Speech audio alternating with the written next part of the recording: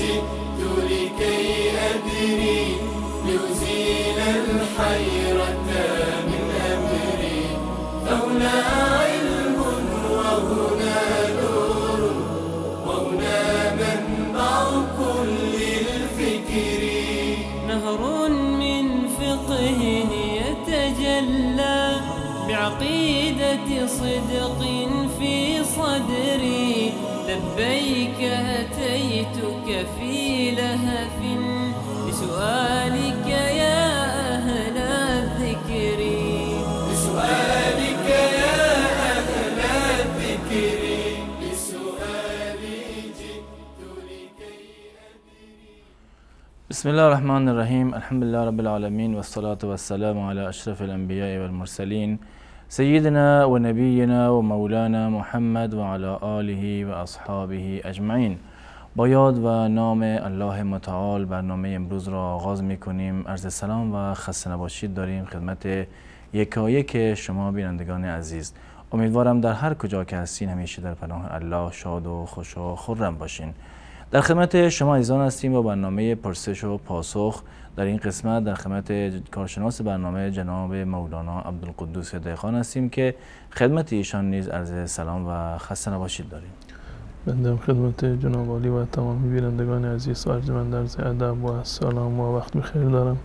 السلام علیکم و رحمت الله و برکاته و در خدمت شما و بینندگان عزیز خواهم بود ان شاء الله. خواهش میکنم. طبق روال معمول برنامه را از سوالای SMS بینندگان عزیز آغاز میکنیم و بعد تماس بینندگان رو میگیریم.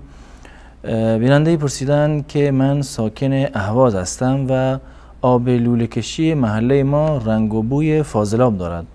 آیا جایز است که با این آب غسل و وضو بگیریم؟ خواهشم در این زمینه توضیح دهید.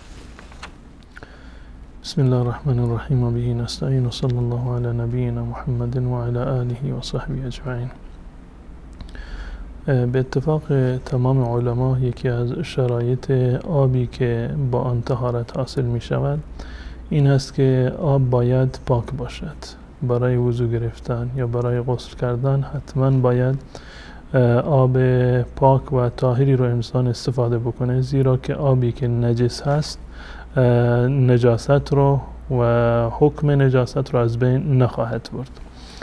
و آبهایی که پاک هستند یعنی آبهایی که بر همان اصل خلقت هستند، یعنی بر حالت طبیعی خودشون باشند. این آبها پاک هستند و اصل در آبها پاکی هست، مانند آب چاه و آب رودخانه و آب دریا و آب چشمه و بقیه آبهای پاک و زلالی که وجود دارند. در صورتی که یک آبی با نجاستی آمیخته بشود و نجاست بر اوصاف آب غلبه پیدا بکند، در چنین صورت با چنین آبی وضو گرفتن و غسل کردن جایز نیست.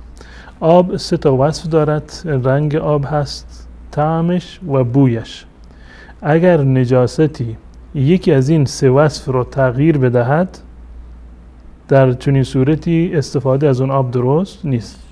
به طور مثال یک آبی در واقع یک نجاستی به اون آب اصابت کرده، رنگ آب رو تغییر داده یا بوی آب رو تغییر داده یا طعم آب رو تغییر داده باشد، اگر یکی از این سه وصف رو تغییر داده باشد با چنین آبی وضو گرفتن و غسل کردن جایز نیست.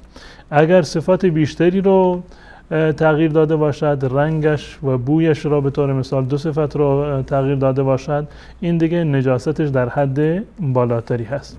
اگر واقعا سوال ایشون که این برادرمون از اهواز، اگر آبی که لوله کشی هست بگونه‌ای هست که تصفیه شده از آب فاضلاب هست بازیافت می شود و چه بسا که این تصفیهش به صورت کامل انجام نگرفته، زیرا که تصفیه یک مراحل متعددی رو داره. یک تصفیه مقدماتی هست، تصفیه ثانوی هست که در تصفیه ثانوی معمولا حدود یعنی بالای 90% آب تصفیه می شود. یک تصفیه هم که نهایی هست، چه بسا که این مراحل تصفیه کامل نشده باشد و هنوز رنگ یا بوی نجاست در آب باقی مانده باشد.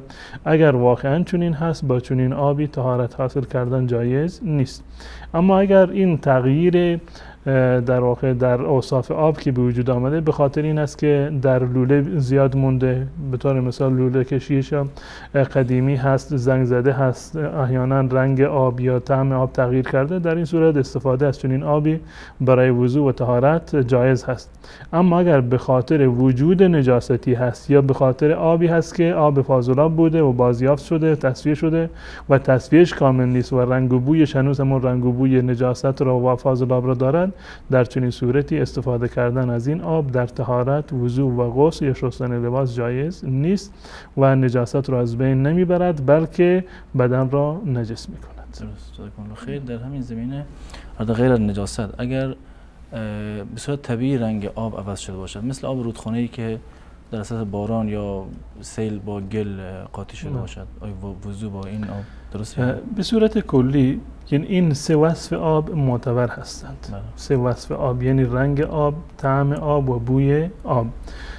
اگر به طور مثال یک آبی با یک شیء طاهر تغییر شکل داده باشه، فرض بکنیم که یک شیء طاهری برگ درختان برگ‌های زیادی افتاده در این آب و این آب تغییر کرده، رنگش تغییر کرده، بویش تغییر کرده، به گونه‌ای که یعنی اسم آب را از اون گرفته، خاصیت آب را گرفته از اون گرفته، باز هم از چنین آبی استفاده کردن جایز نیست. خود این آب پاک هست، خود این آب پاک است، اما چون که خاصیت اصلی آب را که رنگش هست یا طعمش هست و بویش هست تغییر داده، ولو این که با یک شیء طاهر این آب تغییر پیدا کرده، باز هم استفاده کردن از چنین آبی در واقع جایز نیست. منتها برای رفع نجاست جایز نیست. خود این آب نجس نیست، خود آب پاک است، طاهر است، ولو اینکه اوصافش به وسیله برگ درختی مثلا تغییر کرده باشد، گلولای در آن در واقع اضافه شده باشد، گلالود باشد، در این صورت خود آب پاک هست اما پاک کننده نیست و در وضو نمیتوانیم که از آن استفاده بکنیم. درست. جزاکم الله خیر. بیننده بعدی از تاجیکستان پرسیدن که اگر مردی زنش را در حالت غضب 7 طلاق بگوید چند طلاق واقع می شود؟ این خانواده 2 فرزند دارند و آیا راه حلی برای از نو زندگی کردن برای آنها هست یا نه؟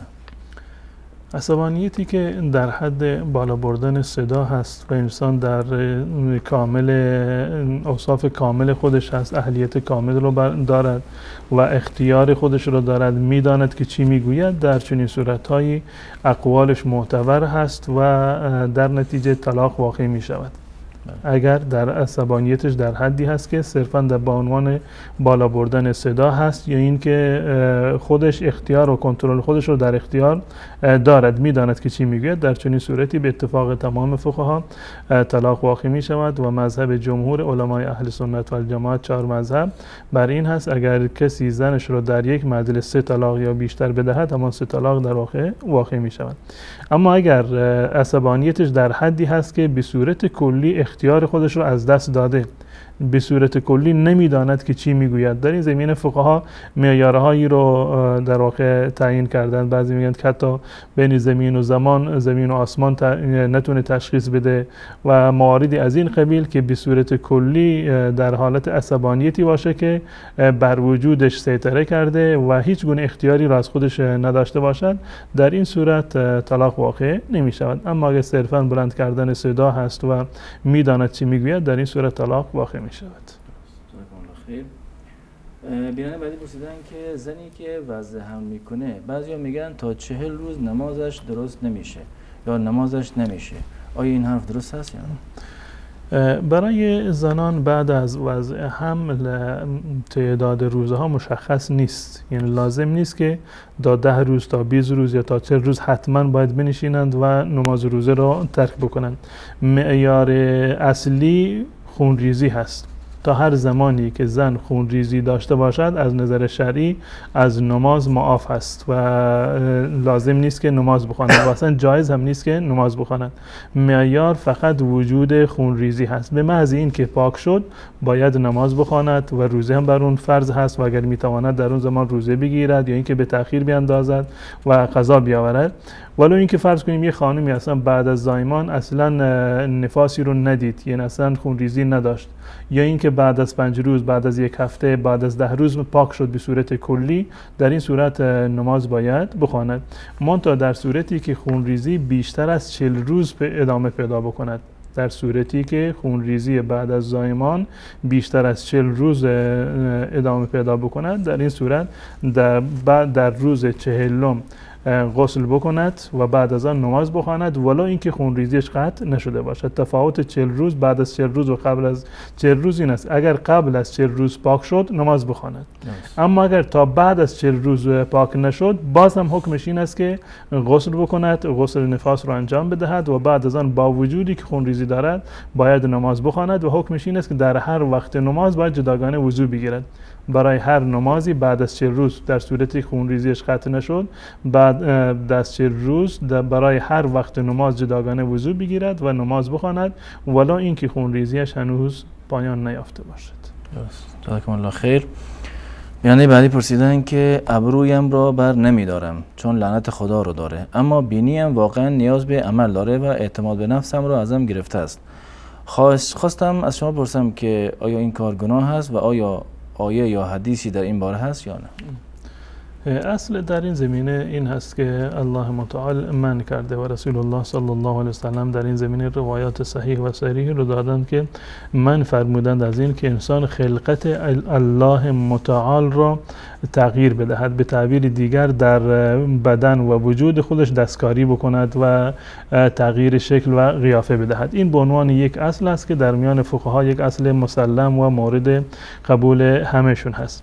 منتها در مواردی که یک عیبی وجود دارد و به صورت فرض کنیم مادرزادی یک انسانی با یک عیبی به دنیا اومده، بینیش انحراف دارد و یا مواردی از این قبیل هست که به عنوان عیب شمرده می شود، به عنوان معالجه جایز هست که شما عمل بکنید. به عنوان معالجه جایز هست شما عمل بکنید، صرفاً در صورتی که یک عیب شمرده بشود، شکل بینی شما به عنوان یک عیب باشد، غیر طبیعی باشد، با صورت شما همخوانی نداشته باشد و واقعاً صورت را زشت کرده باشد.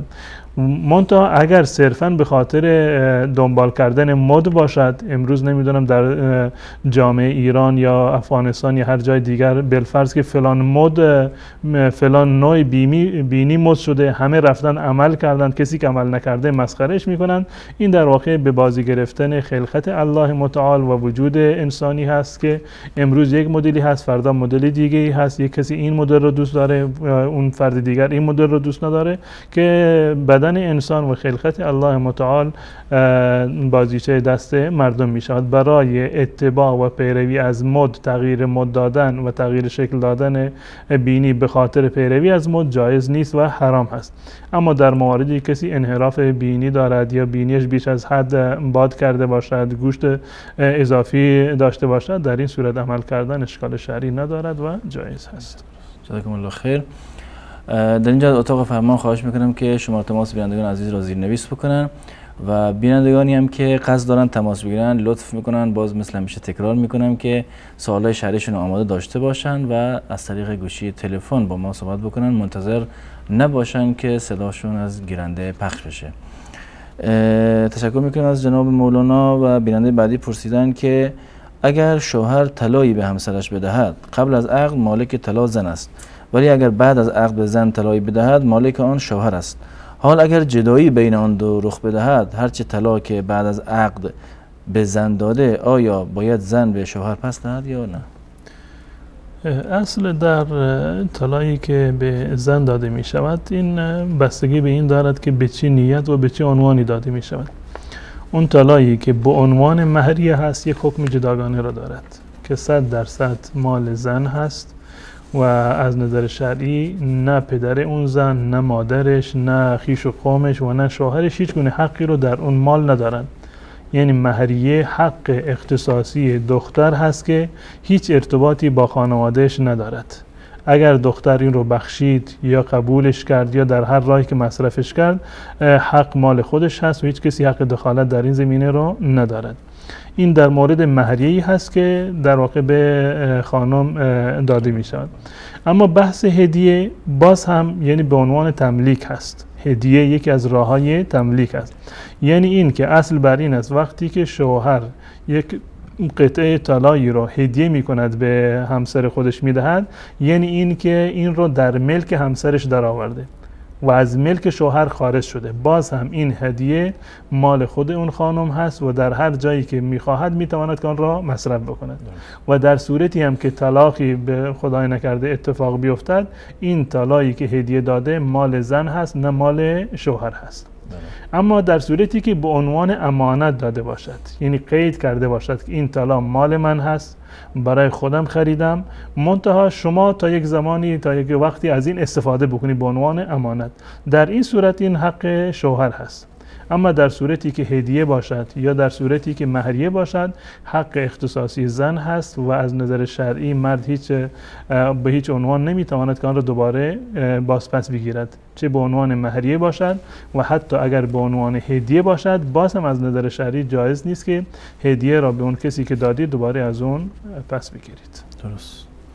جزاکم الله خیر. تماس‌های بینندگان عزیز وصله. بازم تکرار میکنم، بینندگانی که میخوان تماس بگیرن لطف کنن سوالای شرعیشون آماده داشته باشن و همچنین از طریق گیرنده از طریق گوشی با ما صحبت بکنن، منتظر نباشن صداشون از گیرنده پخش بشه. اولین بیننده رو میگیریم. سلام علیکم، برنامه پرسش و پاسخ، بفرمایید. سلامت باشین، در خدمت شماست. دو تا سوال داشتم. بفرمایید. سوال اولتون. این غذای داشتار رو وقتی بنیاد کرد یا حیوان بدون گناه داره یا نه؟ متوجه نشدم، دوباره بپرسین. غذای نظری رو داشتار. غذای نظری؟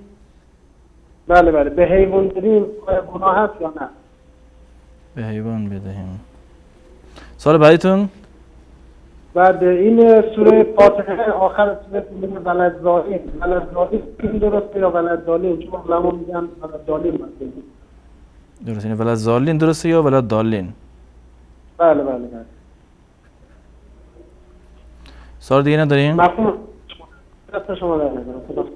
سلامت باش. تشکر میکنم از بیننده گرامی که سوالشون آماده بود و مختصر، و بینندگان دیگه هم امیدوارم که اینطوری سوال پرسن. بیننده بعدی رو بگیریم. سلام علیکم، بفرمایید. سلام علیکم، شبتون بخیر. علیکم السلام و رحمت الله، شب و روزتون بخیر، بفرمایید.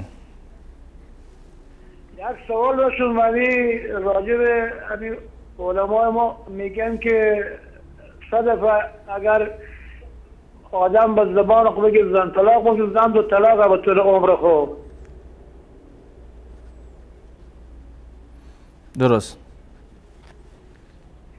یعنی علما ما میگن که اگر انسان 3 بار به طول عمر خود بگه زن طلاق باشه، زن این طلاق امیر من بفهمم که مالک شیخ قدس دیگان بگم که حقیقت داره یا نه. درست. سوال دیگه هم دارین؟ نه خیلی تشکر، شب شما خوش. سلامت باشین، تشکر میکنیم. سلام علیکم، برنامه پرسش و پاسخ، بفرمایید. الو. سلام و رحمت الله، صداتون یکم بلندتر کنیم، بفرمایید. اصلا من یه دو سوال داشتم برای استاد. همین همسر شوهرش اسمش ببره چه دارد؟ گناه های میگن نامی شوهر تا بگیری گناه های نامی هم دیگر بگیری. و دیم سوال من اینه که پیسرای ما مکتب میخونن، رسم میکشن، یعنی مشقی رسمی همیره هر خیل حیوانو را میکشن و یا رنگ میکنن با مکتب روان میشن، میگن گناه های جایز نیست نکشید. آیا همیم و بالا یا ثوابای چیه؟ رسم میکنن، رسم حیوانو دیگه. درست. فهمت؟ بله بله، سوال واضحه. مایل، تشکر میکنم. سلام علیکم، برنامه پرسش و پاسخ، بفرمایید. سلام علیکم. علیکم السلام و رحمت الله، بفرمایید. یک سوال داشتم. بفرمایید سوالتون.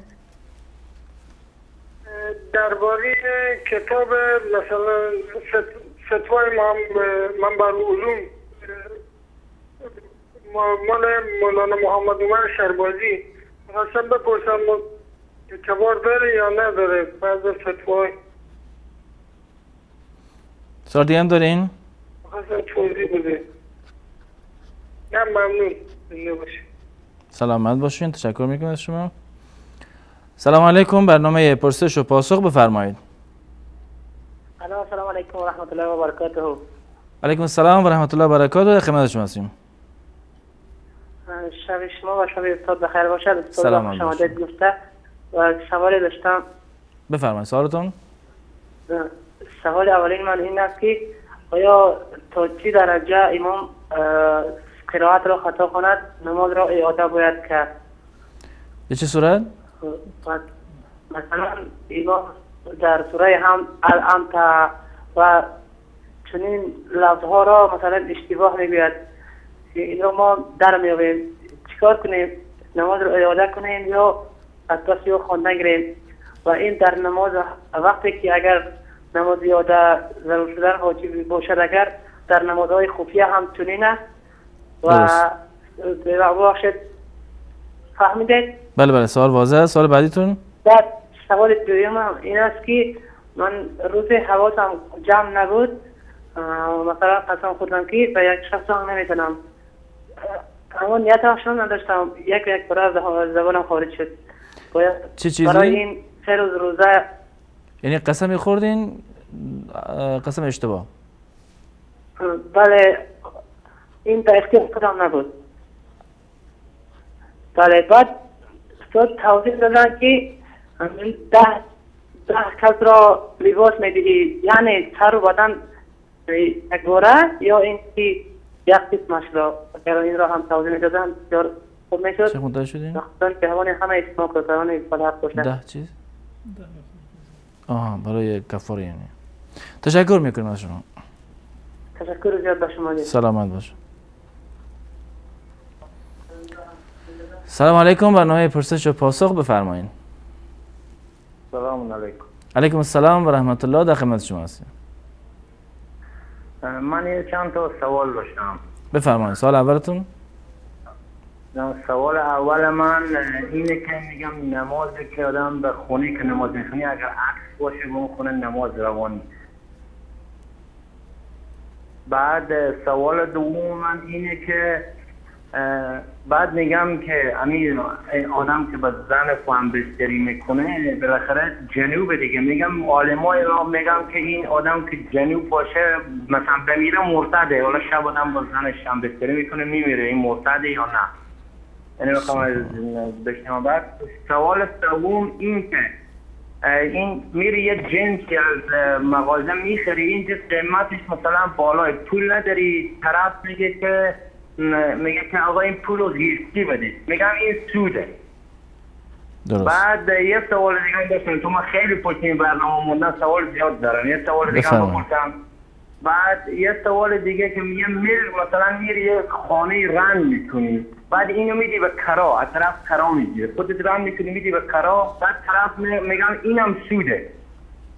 حالا وقت برنامه‌تون رو نمیگیرم، تو ما خیلی پشتیم برنامه موندن، این برنامه رو دوستانم سوال زیاد دارم، حالا هفته‌ای بعد با امید خدا اینا مولوی مولانا عبدالقدوس صدیقان عزیز و ما توضیح بدم. دست شما در ان شاء الله. تشکر میکنم از بیننده گرامی. تماس بعدی بیننده رو بگیریم. سلام علیکم. برنامه پرسش و پاسخ بفرمایید. و علیکم السلام و رحمت الله و برکاته. در خدمت شما هستیم. برادر عزیز یک چند سوال شرعی دارم. بفرمایید. سوال اولتون؟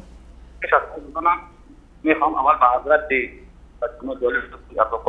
فقط صداتون خیلی داره قطع وصل میشه برادر گرامی، اگر یک کمی بازتر صحبت بکنید تا متوجه صحبتتون باشیم. سوال یکم بفرمایید. آیا عبادت در بازار و از بازار بیرون یگان حرکت دارد؟ سوال بعدی؟ سوال دوم هم این که آیا مردی که با زنش در تلفن بگوید که ما بار بگوید که طلاق این طلاق میشود؟ بگوید 3 طلاق هست یعنی؟ بله، با زنش تلفن صحبت در طلاق بوده 3 بار او را میگوید که استغفرالله، 2 بار او را میگوید که من 3 بار طلاق کردم. 6 طلاق میگیرم. درست. یعنی به صورت جدی یا به صورت مزاح؟ باز اینم واضح باشه. در حالت با کدوم سبب؟ اون سبب بود که بر شوهر خودش خیانت کرد. بله. و سوال آخرتون؟ سوال بعدی. بله سوال بعدی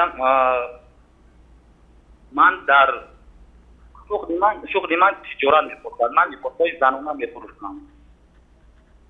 و از 100% همین لباسای زنانه خطا نکنم 30% یا که 40% لباسای تنوک می‌پوشم.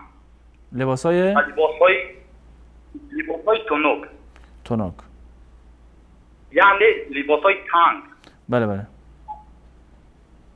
آیا همین ها از اسلام این حلال است که حرام است همین خودتن همین مالها؟ اینها رو هم زنهای رو خواه میکنن هم زنهای مسلمان. درست. تشکر میکنم از شما. ببخشید دیگه هم سوال داریم؟ بفرمایید. بخوام یک خواهش دارم که از حضرت عبدالقدوس برای من دعا بکنند. من میخواهم که ازدواج با زن مؤمنه. درست. انشالله. تشکر میکنم از شما. تشکر زیاد. السلام علیکم و رحمت الله. علیکم السلام و رحمت الله. آخرین تماس بیننده رو بگیرین. سلام علیکم. برنامه پرسش و پاسخ بفرمایید.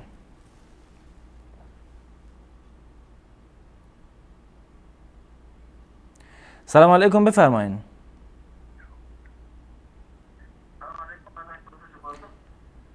سلام علیکم و رحمت الله. علیکم السلام و رحمت الله و برکاته. در خدمت شما هستیم. عرضم به حضورت محبت کنید این در رابطه با قرائت تشهد در رکعت دوم به چهارم هر نماز. در رکعت دوم و چهارم هر نماز چطوری است؟ یکی این که خود تعداد رکعات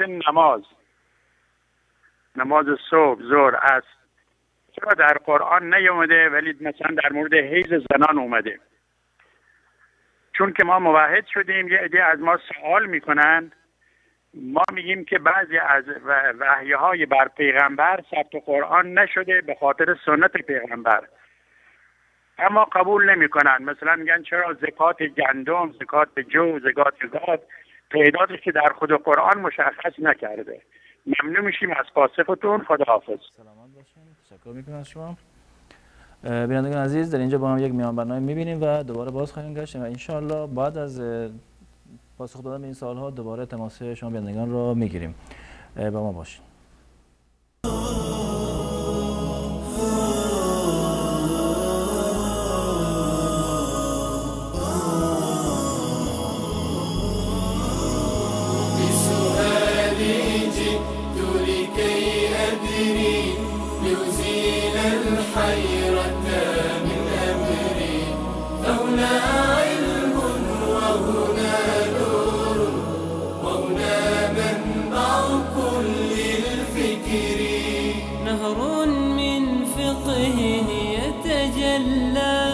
بعقيدة صدق في صدري لبيك أتيتك في لهف لسؤالك يا أهل الذكر لسؤالك يا أهل الذكر لسؤالي جئت.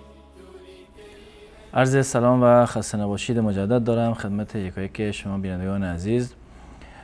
جناب مولانا بیننده اول که از تماس تلفنی سوالشون مطرح کردن پرسیدن که اگر این غذای نظری را به حیوانات بدهیم آیا این کار درسته یا نه؟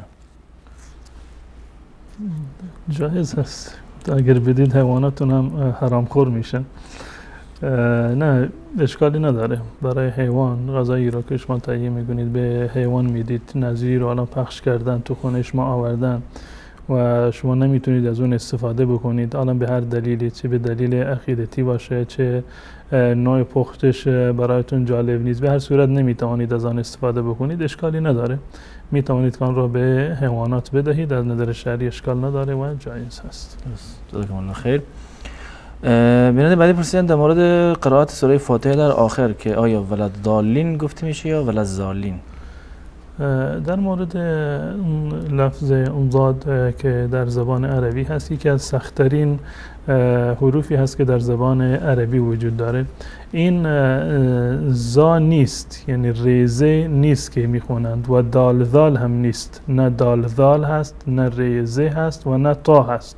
هر یک از اینها مخرجشون کاملا جداگانه هست. این ضاد هست و تلفظش الان شما سعی بکنید که دقیق باشه. اگر دقیق هم نشد انشاءالله که در نماز شما هیچ گونه اشکالی به وجود نمیاد، چه به صورت ضاد باشه یا یک کمی غلیظتر باشه که به تا نزدیکتر باشه، در یعنی شما این گونه بشنوید اشکالی نداره و جایز هست. و اصل تلفظش این است که کناره زبان باید با بیخ دندانا چسبیده باشد، الان یک طرفش یا دو طرف بچسبونید و این لفظ ضاد را تلفظ بکنید، ولا ضالین. الان یک کمی اگر این طرف اون طرف شد زیاد حساسیتی رو و وسواسی رو در این زمینه به خرج ندید و تلفظتون درست هست. و این جزء در واقع ریزکاری های زبان عربی هست که چه بسا که بسیاری از قاریان هم این رو درست تلفظ نمی کنند و در این زمینه شما وسواس بیش از حدی رو نداشته باشید. سعی بکنید که ضاد تلفظ بکنید، اما اگر این طرف اون طرف شد یا مخرجش دقیقا نتونستی که از مخرج حرف این حرف رو ادا بکنید اشکالی نیست و نمازتون انشاءالله که صحیح هست. جزاکم الله خیر. بیننده بعدی گفتن که آیا این جمله که گفته شده که اگر کسی در طول عمرش 3 بار بگوید زن طلاق هستم، زنش طلاق است، آیا این حقیقت داره یا نه؟ در مورد طلاق بله، به اتفاق مسلمانان طلاق 3 مرتبه هست. یعنی طلاقی که در اختیار شوهر هست 3 مرتبه طلاق دادن هست. الله متعال صراحتا در قرآن کریم می‌فرماید که الطلاق مرتان، طلاق 2 مرتبه هست، یعنی طلاقی که در آن رجوع وجود داره. طلاقی که شوهر میتونه به زنش دوباره رجوع بکند بعد از طلاق، به تعبیری دیگر طلاق رجعی 2 مرتبه هست. الطلاق مرتان فامساک بمعروف او تسریح باحسان. بعد از آن که 2 طلاق رو داد شوهر، یک طلاق دیگر مونده، الان انتخاب با خودش هست، یا امساک به معروف باشه، به خوبی و خوشی این خانم رو باید نگه دارد، یا اینکه تسریح باحسان رهاش بکند با نحو پسندیده، یعنی که طلاق سومش رو بدهد. در آیه بعدی الله متعال می‌فرماید فإن طلقها فلا تحل له من بعد حتى تنكح زوجا غیره. اگر طلاقش داد، اول می‌فرماید که طلاق مرتان، 2 مرتبه حق طلاق دارد، مرتبه سوم یا نگهش دارد یا اینکه به صورت کلی طلاقش بدهد. اگر برای بار سوم طلاقش داد، پس این زن و شوهر با هم دیگر حلال نیستند مگر اینکه این زن برود شوهر دیگری رو با میل و رغبت خودش ازدواج بکند و بعداً با میل و رغبت و از اون طلاق بگیرد، یا اینکه شوهرش وفات بکند. در این صورت میتواند به شوهر قبلیش باز بگردد. در صورت طلاق اول طلاق رجعی هست، یعنی وقتی که شوهر یک طلاقی رو به زنش داد، این طلاق اسمش از طلاق رجعی، به این معنی که بعد از اون میتواند رجوع بکند. تا زمانی که زن در عدت هست، تا 3 عادت ماهیانه یا 3 ماه، این شوهر میتواند بگه من پشیمان شدم میخوام دوباره زندگی بکنم. اهلا و سهلا، میروید زنتو برمیداری میری خونه خود زندگی میکنی. طلاق دوم همچنین، وقتی که طلاق دوم رو صادر کرد، بعد از اینکه طلاق دوم رو صادر کرد، یعنی طلاق اول رو داد و بعد از آن فرض کنیم که رجوع کرد، طلاق دوم زن را داد و تا 3 ماه بازم فرصت داره، اگر رجوع کرد بازم با هم دیگر زندگی بکنند. و اما وقتی که طلاق سوم را صادر کرد، به هیچ عنوان نمیتونند با هم دیگر در واقع برگردند و دوباره ازدواج بکنند مگر این که زن برود با مرد دیگر ازدواج بکند، مرد دومی طلاقش بدهد یا فوت بکند، بعدا میتواند که با زن اول ازدواج بکند. اما در 2 طلاق اول در صورتی که این زن را طلاق بدهد و 3 ماه بگذرد، 3 حیض یا عادت ماهیانه زن بگذرد و مرد رجوع نکند، از همدیگر جدا میشوند، اینو اسمش از در اصطلاحات فقهی بینونه صغرا، یعنی از همدیگر جدا هستند اما راه داره دوباره با همدیگر برگردند. راهش این است که دوباره برند با همدیگر ازدواج بکنند. اما اگر قبل از 3 ماه رجوع کرد، بدون نکاح و بدون مهر جدید میتونند که با همدیگر دوباره ادامه زندگی بدن و همچنین طلاق دوم. اما در صورتی که طلاق سوم را صادر کرد، دیگه این مرد هیچ گونه اختیاری رو و تسلطی رو بر این زن نخواهد داد و بینونه کبرا واقع میشه، یعنی به صورت کلی از همدیگر جدا و بیگانه میشوند و نمیتوانند با همدیگر ازدواج بکنند مگر در صورتی که زن یک ازدواج مجددی رو داشته باشه. جزاکم الله خیر. خواهر پرسیدن اگر یک زن نام شوهر خود را ببرد آیا مرتکب گناه شده است یا نه؟ اشکال نداره که اسم شوهر رو یعنی بردن یا اینکه شوهر اسم زنش رو بگیرد. اسم اساساً برای صدا زدن هست، برای اینکه شما لازم دارید کسی رو صدا بزنید، چه بسا اون اسمی رو که پدر و مادرش گذاشتند برای شوهر زیباتر از اون اسمی که خانمش روش بگذارد و این هیچ گونه اشکال شرعی ندارد، جایز هست و خلاف ادب هم نیست. اما منتها شاید در برخی از فرهنگ ها این یک مقدار یعنی سوی ادبی تلقی بشه.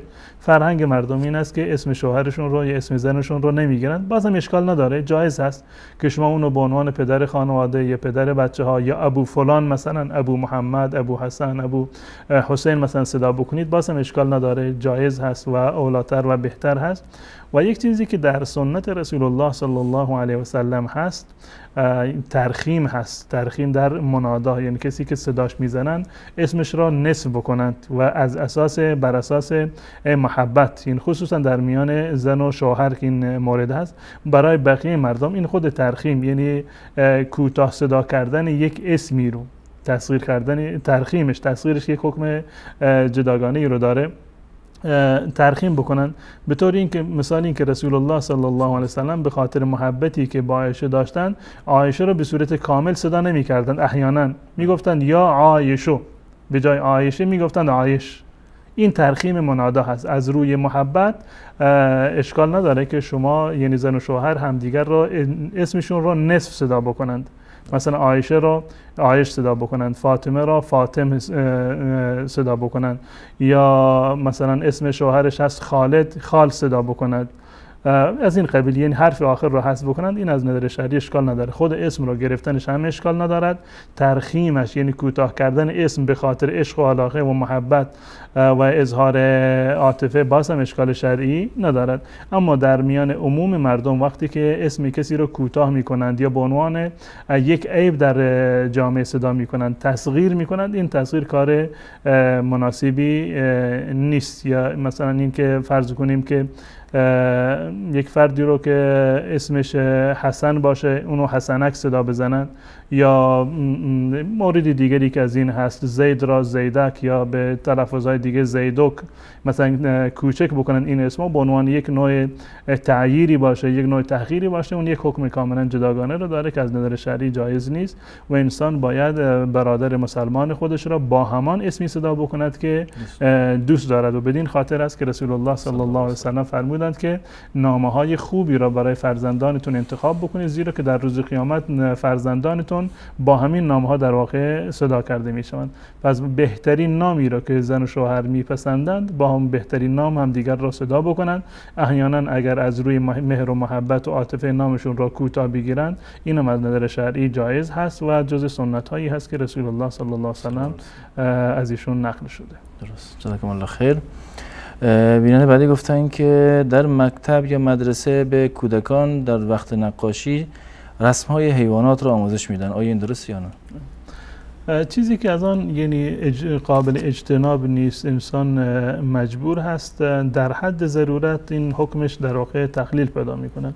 اما به صورت کلی رسول الله صلی الله علیه و سلم نفرین کردن مصورین را، روایات متعددی در این زمینه هست و جایز نیست که انسان شکل حیوان زیروحی را در واقع ترسیم بکند و این از نظر شرعی درست نیست. اما اگر به عنوان این باشه که بچه‌ای رو آموزش بدن مثلا که اسم این حیوان رو مثلا براش ترسیم بکنند که این حیوان اسمش فلان هست، این از نظر شرعی ان شاءالله که اشکالی رو نداشته باشه. اون موردی که در شریعت اومده، در روایت هم اومده که الله متعال در روز قیامت میگوید که احیوا ما خلقتم، بیاید اون چیزی رو که شما آفریدید اون رو در واقع زنده بکنید، اون چیزی رو که شما کشیدید و زندهش کردید. این بیشتر در مورد مزاحات هست، یعنی همگونی با خلقت الله متعال است. الله آفریده، منم میآفرینم. اگر منظور این باشد که حرام قطعی و 100% هست، اما به عنوان یک رسمی باشه که به بچه نام حیوانات را آموزش بدن، ان شاء الله که محظوریت شرعی نداشته باشه. جزاکم الله خیر. بیننده باید در مورد کتاب فتوای منبر العلوم سوال کردن که متعلق به مولانا محمد عمر سربازی است، گفتن که به چه صورت؟ بله، فتاوای منبع العلوم عمدتاً فتاوای مولانا محمد عمر سربازی رحمت الله علیه هستند که یکی از علمای برجسته و به نام بلوچستان بودند که واقعا ایشون در بلوچستان در مورد مبارزه با بدعات و خرافات و رسم و رسوماتی که در جامعه بلوچستان بود واقعا ید طولایی رو داشتن، تلاش‌های بسیار زیادی رو انجام دادن، هم ایشون و هم خانواده ایشون به صورت کلی و مولانا عبدالعزیز و پدر مولانا عبدالعزیز.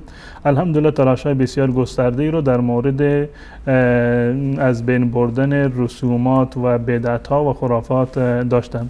کتاب فقهی ایشون که منبع العلوم از فتاوای فقهی ایشون هست در حد تمام فتاوای بقیه علما هست. هیچ عالمی رو شما به صورت 100% نمیتوانید بگید که تمام فتاوایی که فلان عالم صادر کرده از دیدگاه تمام امت در واقع قابل قبول هست. ایشون اساساً فتواهایشون بر اساس مذهب امام ابو حنیفه رحمت الله علیه هست، اما شاید برای مذاهب دیگر در واقع قابل عمل نباشد و اصل معیار در فتوا قرآن هست و احادیث رسول الله صلی الله علیه و سلم هست.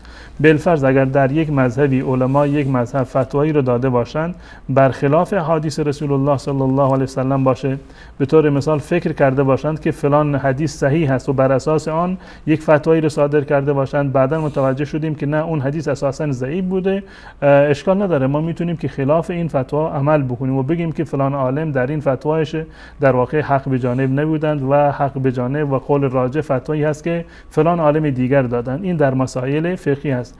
در مسائل فتوا شما نمیتونید 100% یک حکمی رو صادر بکنید هر چیزی که فلانی فتوا داد حتما 100% صحیح است، اما تا جایی که هر یک از علما این معیارشون هست که بر اساس قرآن فتوا میدن، بر اساس سنت انجام میدن، اگر کسی بنابر این که اعتمادی به یک عالمی دارند و اعتماد دارند به جناب مولانا محمد عمر سربازی رحمت الله علیه یا هر یکی از علمای دیگر منطقه بر فتوای ایشان عمل بکنند، برای عوام هیچ گونه اشکالی نداره و جایز هست. با این توجیه که بازم عرض میکنم که معیار اصلی در میان اهل سنت و الجماعت در مورد فتوا دادن قرآن هست و بعدش سنت رسول الله صلی الله علیه و سلم و هر عالمی که بالفرض ما فرضاً این تخمین بزنیم که فتوایی رو خلاف سنت رسول الله صلی الله علیه و سلم صادر کرده باشه، این قابل عمل نیست. امام مالک رحمت الله علیه که سرمنشأ مذهب مالکی هست میفرماند که کل یؤخذ من قوله و یرد الا صاحب هذا القبر، اشاره کردن به قبر رسول الله صلی الله علیه و سلم و فرمود که هر کسی و هر عالمی قولش قابل قبول و قابل رد هست. ما میتونیم بگیم که قولت قبول هست اگر مطابق قرآن و سنت باشه و اگر برخلافش باشه قولش رو رد کنیم، مگر صاحب این قبر یعنی قبر رسول الله صلی الله علیه و سلم. حرف رسول الله حجت قطعی هست در صورتی که صحتش برای ما ثابت شده باشد، اما فتاوای افراد دیگر قابل نقد هست. درست، جزاکم الله خیر. بیننده بعدی گفتن اگر امام در سوره حمد دچار اشتباه شود تکلیف نماز چی است؟ آیا باید اعاده کرد یا نماز درست است؟ در مورد لحن در قرائت مردم بیش از حد یعنی وسواس دارند. اون چیزی که ما مأمور هستیم این است که رسول الله صلی الله علیه و سلم فرمودن هر چیزی رو که برای شما میسر هست در نماز شما قرائت بکنید. کسانی که وقتی که امامت میکنند یا خودشون به صورت تنهایی و فرادا نماز میخونند، اون قسمتی از آیات قرآن را که به صورت کاملتر و بهتر بلد هستند و تسلط بیشتری دارند سعی بکنند که اون آیات را بخونند که از لحن در تلفظ آیات در واقع اشتباهی صورت نگیره و دقیقاً تلاوت کرده باشند. مذهب جمهور علمای اهل سنت و الجماعت این است که لحن در هر حدی هم که باشد این باعث بطلان نماز نمی شود. لحن در قرائت باعث بطلان نماز نمی شود. الان یکی کسی به خاطر عجمه‌ای که دارد، عجم هست، عرب نیست، نمیتونه زاد را به صورت درست تلفظ بکند و منظوری ندارد، عمدی نیست، فقط تلفظش این گونه هست، اشکال نداره، نمازش درست است. گرچه ما توصیه میکنیم کسانی که از نظر قرائت و تلفظ حروف اولاتر هستند و عالمتر هستند اونا باید یعنی امامت نماز اولویت اونها هستند و باید مقدم بشوند. اما اگر در یک جای فرض کنید یک عالمی هست و علم بیشتری رو داره اما در تلفظ بعضی از حروف شاید اشکالی رو داشته باشه، اشکالی نداره. از نظر شرعی نماز پشت سر چنین فردی جایز هست و اشکال نداره و از نظر شرعی هم نماز مقتدی ها درست است. در مذهب امام ابو حنیفه رحمت الله علیه یک مسئله هست که در صورتی که لحن جلی باشد، در صورتی که یک لحن جلی باشد، به طور مثال یعنی لحن جلی و اشتباهی که جلی و آشکار هست، یعنی معنی آیه رو تغییر داده باشد. مثلا به صورت مثال انعمت رو مثلا بگه انعمتی، خلاف به خطاب به مؤنث باشه یا قبیل از این قبیل باشه، فقهای احناف فتوا دادند که در این صورت نماز باطل است. اما همان گونه که عرض کردم جمهور فقها در این زمینه فتواشون این است که این یک خطا هست، غیر عمدی بوده و منظور امام این نبوده که معنی آیات قرآن رو تحریف بکنه، اشتباه بکنه، اما اشتباها از سهو شده یا اینکه نمیتونسته به صورت خوب تلفظ بکنه یا این سبق لسانی بوده. در این صورت نماز باطل نمی شود، هم نماز امام درسته، هم نماز مقتدی درسته، ولو اینکه مقتدی قاری تر باشه، تلفظش صحیح تر باشه، باز هم نمازش پشت سر امامی که از نظر قرائت در درجه پایینتری هست نمازش درست هست و به بهانه این که فلان امام قرائتش درست نیست یا حروف را به صورت دقیق تلفظ نمی کند، ما مجاز نیستیم که نماز جماعت رو ترک بکنیم. درست. جزاکم الله خیر. بیننده بعدی پرسیدن، گفتن که روزی قصد و نیتی نداشتم اما قسم خوردم، حال باید کفارش را بدهم یا نه و به چه صورت است کفارش؟ اگر واقعا بدون قصد یعنی قسم خوردن، نمیخواستند قسم بخورند، بر زبانشون جاری شد، این قسمی منعقده‌ای نیست و این سوگند محسوب نمی شود و گناهی هم ندارد و کفاری بر شما لازم نیست. جز موارد لا یؤاخذکم الله باللغو فی ایمانکم، مواردی هستند که لغو هستند، شما هدفتون قسم خوردن نبوده، تکیه کلامتون بوده یا ناخواسته بر زبانتون جاری شد، در این زمینه قسم منعقد نیست و شما گناهکار هم نمیشوید و کفاری هم بر شما لازم نیست. اما در صورتی که یعنی شما تصمیم قسم خوردن را داشته باشید و با قصد و اراده قسم بخورید، باید ملزم هستید که یعنی بر آن عمل بکنید و در صورتی که حانث شدید یعنی قسم رو شکستید، باید کفاره رو هم بدن، به 10 مسکین غذا بدهند یا 10 مسکین رو لباس بدهند و در صورتی که نتوانستند در مرحله سوم 3 روز به جایش روزه بگیرند. جزاکم الله خیر. بیننده بعدی گفتن خواندن نماز در خانه و جایی که عکس آویزان باشد و عکس باشد آیا درست است یا نه؟ نماز در خانه‌ای که در آن عکس و تصویر حیوان زنده، حالا انسانی باشه یا حیوانی دیگر باشه وجود داشته باشه، نماز خواندن مکروه است و اگر جلوی قبله باشه، روبروی شما باشه وقتی که نماز میخونی، این کراهت شدیدتر هست. اگر سمت راستتون یا پشت سرتون باشه، باز کراهتش در یک حد پایینتری است. اما به اتفاق در خانه‌ای که در آن تصویر باشد، عکس انسان یا حیوان زیروحی باشد، خواندن نماز کراهت دارد. منتها اگر کسی نماز خواند، فرضش ادا شده. وقتی ما میگیم کراهت دارد، یعنی یک نوع نقصانی در نماز هست، یک کمبودی در نماز پدید میاد، اما نمازش به صورت کلی درسته، یعنی نمازش ادا می شود، فرضش درست است، گویا که نماز خونده اما نماز ناقصی رو خونده. معنی کراهت این هست. سعی بکنید در جای نماز بخونید که عکس و تصویر انسان یا حیوانی وجود نداشته باشه. اما اگر در یک جایی بودید که به هیچ عنوان نمیتونستید که جای دیگر بروید، در یک جای حبس بودید، در یک خونه امکان نبود برای شما که عکس رو مثلا از بردارید یا در خونه اتاق دیگر مثلا نماز بخونید که عکسی وجود نداره، نماز خوندید، نمازتون درسته. اما تا جایی که ممکن است سعی بکنید در خانه یا در جایی که تصویر انسان یا حیوانی وجود دارد در اونجا نماز نخوانید. جزاکم الله خیر. بیننده بعدی این چیز رو شنیدن و سوال کردن که گفته شده که اگر کسی با همسرش هم بستر شده باشد و در حالت جنابت باشد، غسل نزند، در این حالت بمیرد، آیا مرتد از دنیا میرود؟ نه، به هیچ عنوان هیچ عالمی چنین حرفی رو نزده. کسی که در حالت جنابت از دنیا برود مرتد می شود. حکم مسلمان این است که رسول الله صلی الله علیه وسلم فرمودند که مسلمان نجس نمی شود. مسلمان نجس نمی شود ولو این که انسان جنوب باشد. جنوب بودن به این معنی نیست که انسان جنوب است. وقتی که یک فردی جنوب هست، معنیش این نیست که آب دهنش نمیدونم پلید هست، عرقش پلید هست، اگر به یک چیزی دست بزنه پلید می شود، به آبی دست بزنه پلید می شود. نه، این گونه نیست. هیچ مسلمان در هیچ حالتی در واقع نجس نمی شود. مسلمان پاک هست ولو اینکه در حالت جنابت از دنیا برود. که برای حنظله هم رخ داده. بله، قطعا این گونه هست. و بعد از این که مسلمان از دنیا می رود ولو اینکه جنوب باشد، وقتی که غسل می دهند یعنی که جنابتش مرتفع شده.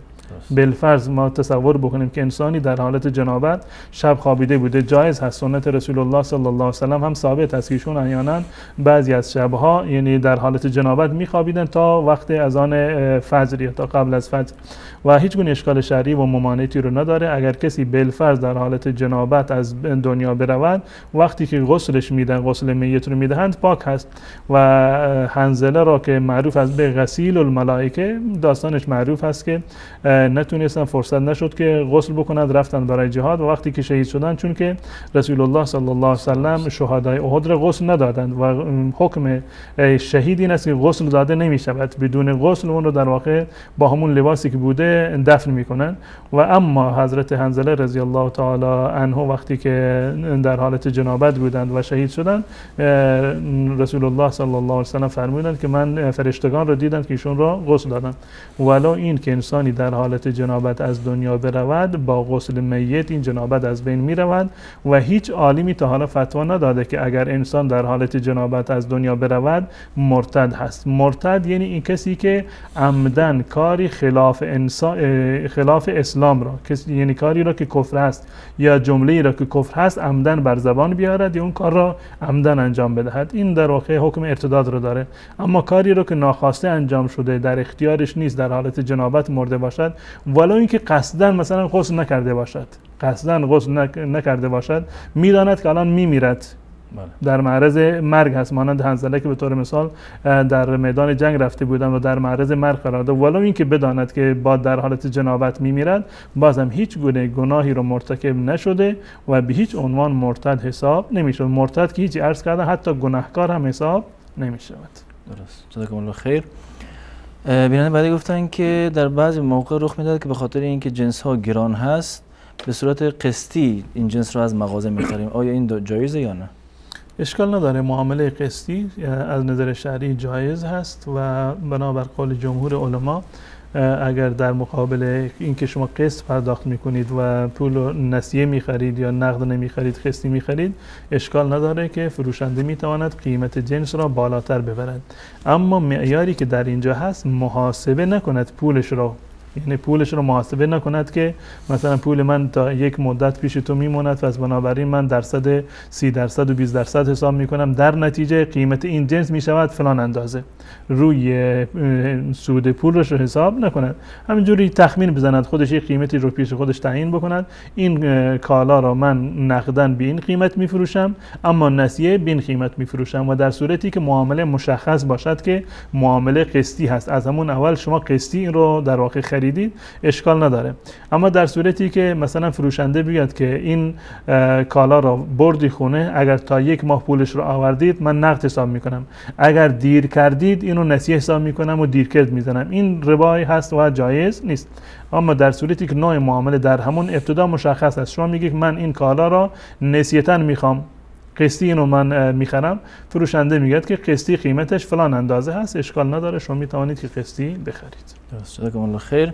ببینید بعدی گفتن شخصی خانه رو رهن میکند و خودش همون خانه رو به کرایه میدهد، آیا این کار سود حساب میشود یا نه؟ خود رهن کردن از نظر شرعی جایز نیست. رهن کردنی که امروزه در واقع باب شده که خونه ای رو شما تحویل میگیره از صاحب خونه و در عوض شما یک پولی رو میدهید، این پولی که شما به صاحب خونه دادید حکمش حکم قرض هست و در مقابل قرضی که شما دادید نمیتوانید که یک سوء استفاده ای از اون کسی که از شما قرض گرفته بکنید. معنی این سوء استفاده هست. وقتی که شما به صاحب خونه قرض دادید، چه بسا که قسطی برگردنش هست، چه بسا که همون خونه ای رو که ساخته هنوز پولش رو کاملا نداده، شما بهش به عنوان قرض یک چیزی رو میدهید، این که میدهید رهن نیست بلکه قرض هست و در مقابل صاحب خونه رو در اختیار شما میگذارد که شما از اون استفاده بکنید. این صورت شرعی رهن نیست و این اسم رهن گذاشتن بر این صورت از نظر شرعی درست نیست. اما این که شما یک خونه ای رو اجاره کرده باشید، آیا میتوانید که دوباره آن رو اجاره بدهید به کسی دیگر؟ این از نظر شرعی اشکال ندارد و جایز است. شما از یک نفری خونه رو اجاره گرفتید، فرض کنیم که ماهی 100,000 تومان، الان اینو اجاره گرفتید، بعدا اینو به یک شخص دیگر اجاره میدهید ماهی 120,000 تومان، از نظر شرعی اشکال نداره و جایز است. جزاکم الله خیر. بیننده بعدی پرسیدن که آیا عبادت در بازار حالتی خاصی دارد یا نه؟ عبادت یعنی دقیقا نمیدونم منظورشون چی هست که حالت خاصی رو داره. اگر منظورشون این است که آیا نماز خوندن در بازار جایز هست، بله، در هر جایی که شما باشید وقت نماز فرض باشه شما باید نماز رو در اونجا بخوانید. اما در حدیثی هست که رسول الله صلی الله علیه و سلم فرمودند که نمازی که انسان در خونه میخواند یا در بازار میخواند یا در محل کار میخواند و به مسجد نمیرود، با نمازی که در مسجد میخواند این تفاوت بسیار زیادی رو داره. نمازی که در مسجد با جماعت خونده می شود 25 برابر یا 27 برابر بیشتر ثواب و ارزش دارد. اما خواندن نماز در بازار جایز هست، اشکال نداره. خواندن قرآن، شما در مغازه نشستید قرآن تلاوت میکنید، کتاب علمی میخونید، ذکر میکنید، هیچ گونه اشکال شرعی نداره و جایز هست. بلکه هم سنت هست که انسان وقتی که وارد بازار شد این هم دعای بخواند که الله متعال اون از شر شیطان در واقع حفاظت بکند و همین که یک نوع تذکری باشه برای دیگران که مشغول عبادت باشند. در روایت اومده که حضرت عبدالله ابن عمر و همچنین ابو هریره رضی الله تعالی عنه خصوصا در روز عید با صدای بلند در بازار تکبیر میگفتند تا اینکه مردم متوجه بشوند و اونا هم از یاد الله متعال غافل نشوند. جزاکم الله خیر. در اینجا دوباره از اتاق فرمان خواهش میکنم که شما تماس بینندگان عزیز را زیرنویس بکنن و بینندگان هم دوباره تکرار میکنم که کسانی که قصد دارن تماس تلفنی بگیرن لطف کنن از طریق گوشی تلفن با ما صحبت بکنن چون صدا دیرتر میان. بیننده بعدی گفتن که آیا مردی که به زنش در تلفن بگوید سه طلاق هستی آیا طلاق واقع میشه یا نه؟ یعنی طلاق تلفنی. بله، طلاق تلفنی وقتی که یک فردی میدونه خودش هست که با خانمش صحبت میکند و خانمش هم مطمئن هست اون کسی که طلاقش داده شوهرش هست، به اتفاق چنین طلاقی واقع میشود. شوهر وقتی که دیده و دانسته وقتی که با زنش صحبت میکند یا با کسی دیگر صحبت میکند و طلاق میدهد، از نظر شرعی چنین طلاقی معتبر هست. درست. واقع میشود. تماس بینندگان آماده است. اولین بیننده رو میگیریم. سلام علیکم، بفرمایید.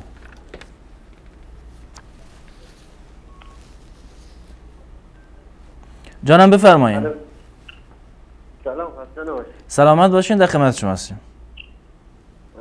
شبکه جانی وصال حق. شبکه وصال حق و سوال شرعیتون لطفاً. سوال اولم این طهارت حنفی با شافعی فرق داره؟ چه چیزی؟ وضو گرفتن شافعی با حنفی فرق داره. اگه این چی کنیم؟ من دیدم در وضو گرفتن شافعی کلمه گذاشته بود گوشاش نمیشوش. این اگه میشه کامل ما بفهمیم. چه تفاوتی داره گفتین؟ دوباره گوشاش نمیشوش، فقط صورت مسح و گوش رو. درست. سوال دومم اینه که من از کی محمد صالح پردل تابلو بگه کسی نماز خوندن خون بعد از اون 1000 دفعه به ثواب بفرسته. بعد از یه هفته خواب می من رسول الله صلی الله علیه و سلم خواب دیدم. برادر گرامی دوباره بپرسید من اگر یعنی شیخ چه فرمودن؟ بعد از نماز عشاء یعنی گفتن. خب بعد از نماز وتر. بله متوجه شده؟ اگه کسی بعد نماز وتر چه دعایی بخونن؟ گفتن 1000 بار پیامبر خدا صلی الله علیه و سلم صلوات بفرسته، پیامبر خدا را خواب میبینه. خب متوجه شده؟ بله بله. بعد من یه هفته این کار کردم رسول الله صلی الله علیه و سلم خواب صورت که نیدم. به من گفت این کار تو عمر انجام ندید، اون کار هر یادم رفت. بعد به من 2 تا گفتند به نام خدا قربانی کن به مردم بید. خدا 2 تا پسر بید میده، یکی احمد بذار یکی محمد. و یه دانه گفتند که قربانی کرد خداوند به من یه دانه پسر داد، من هم میشه داشتم احمد.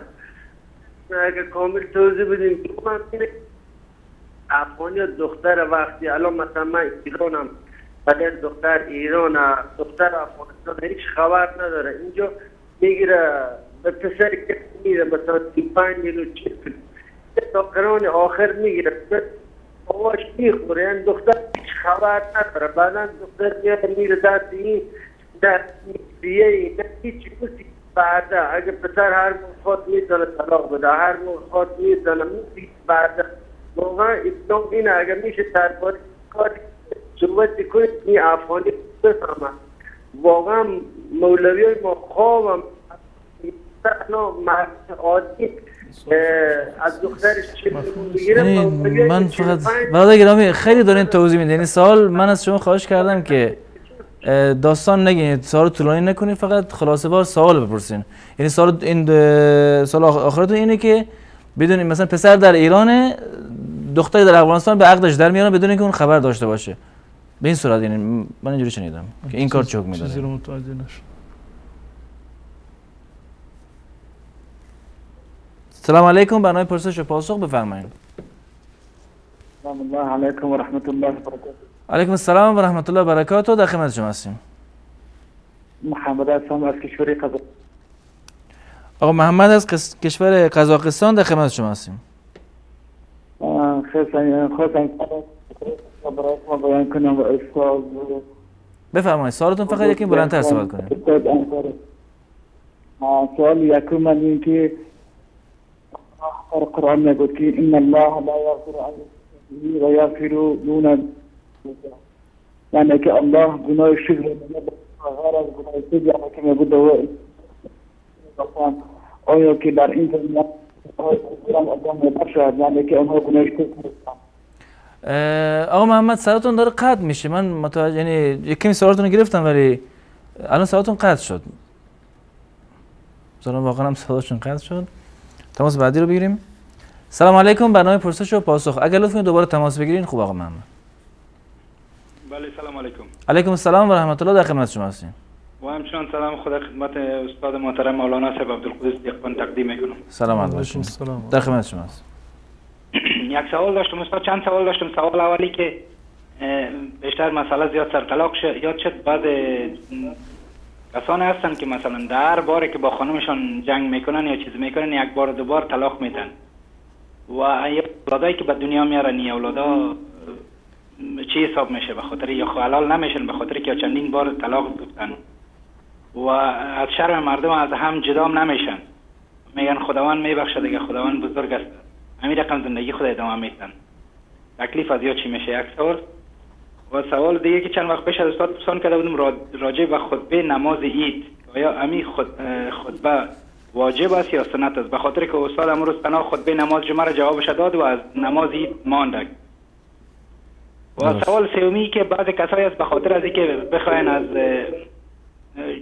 جای کشورهای مثلا میخواین مهاجر میشن یا هجرت میکنن از وطن خود میان این کشورها، یا دمو خود کشوری سویت قبول میکنن، میگن که ما به زبان قبول کردیم و به قلب خود قبول نکردیم، یا میان در این کشورها به خاطر که کیس میتن که کیسشان قبول شوه به او خاطر خدایا مذهب میگن ما اسلام ترک کردیم آمدیم در مذهب سویت.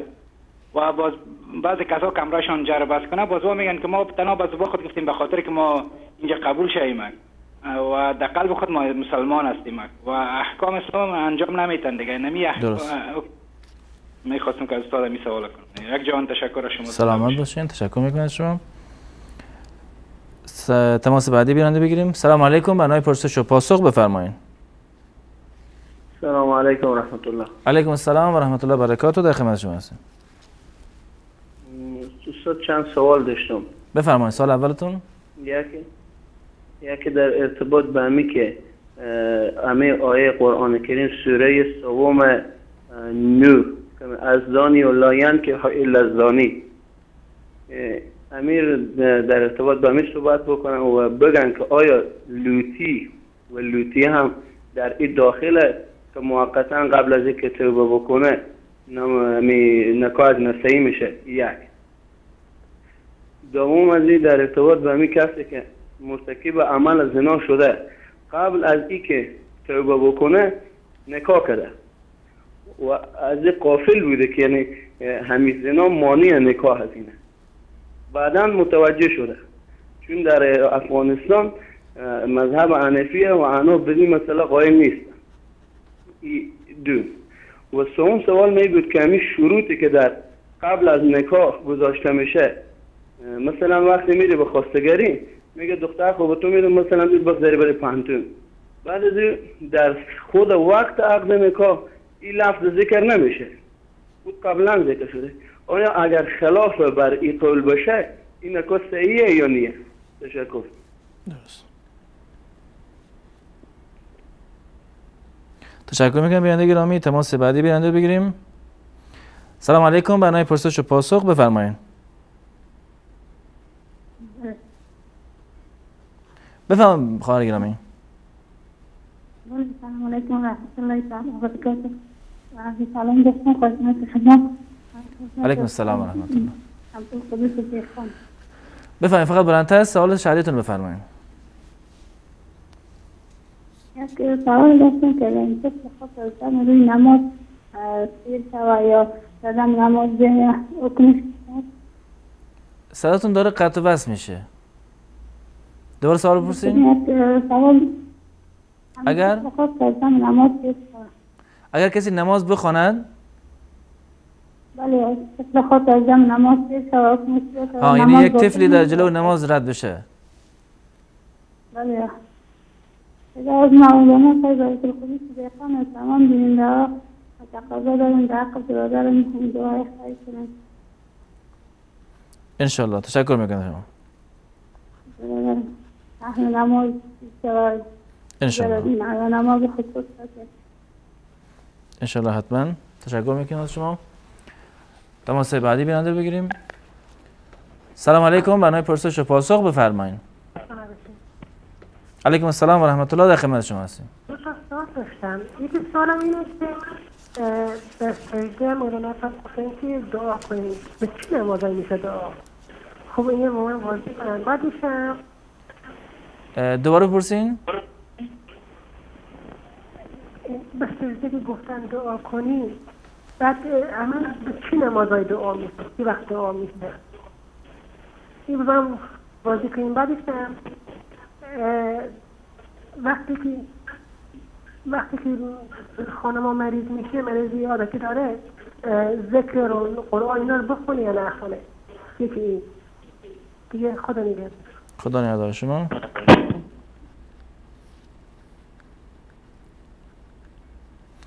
سلام علیکم، برنامه پرسش و پاسخ بفرمایید. سلام علیکم. علیکم السلام و رحمت الله. ببخشید یک سوال داشتم از محترم مولانا عبدالقدوس دیخان. در خدمت شما هستیم.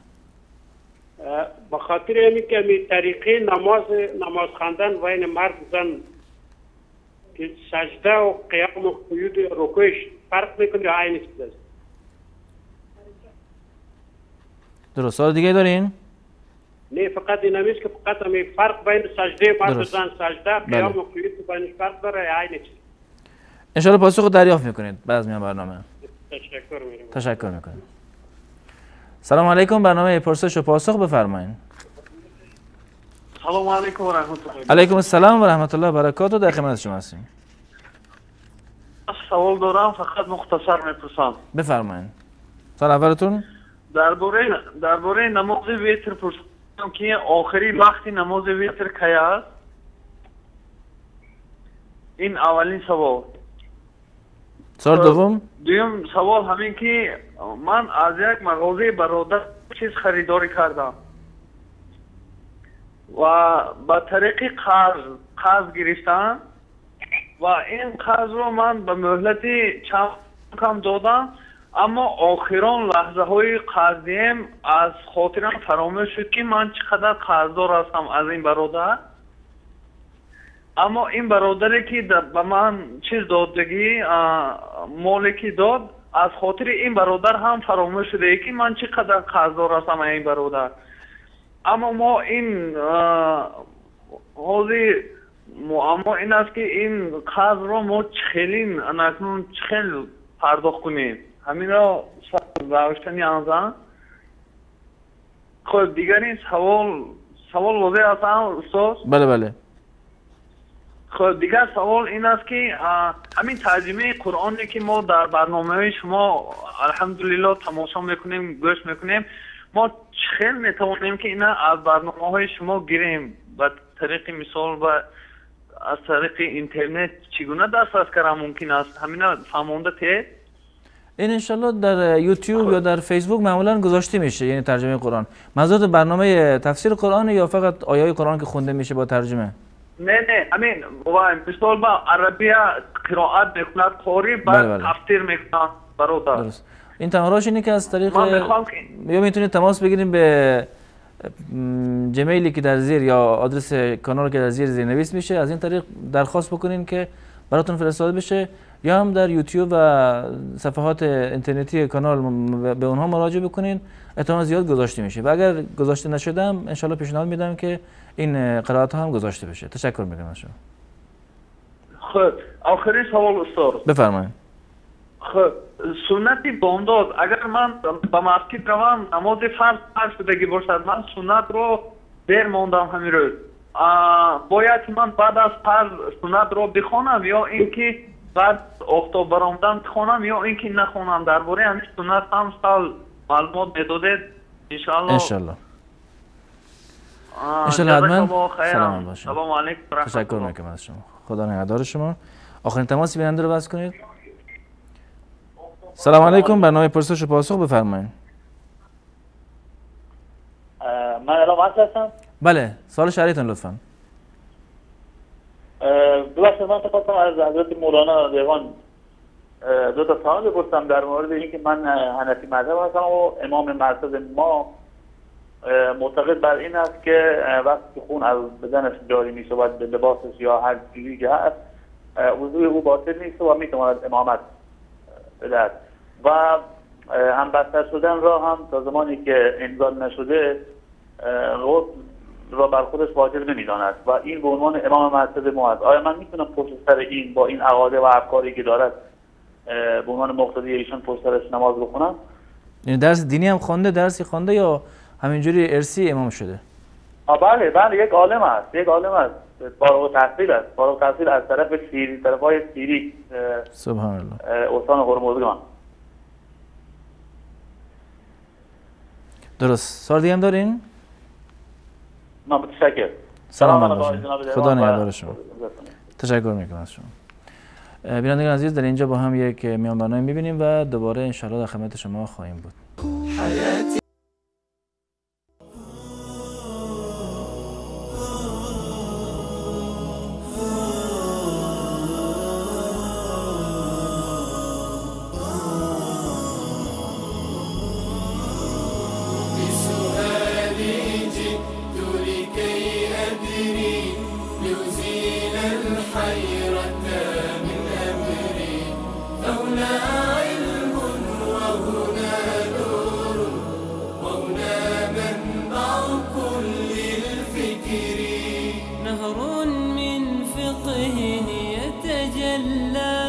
بعقيدة صدق في صدري لبيك أتيتك في لهف لسؤالك يا أهل الذكر.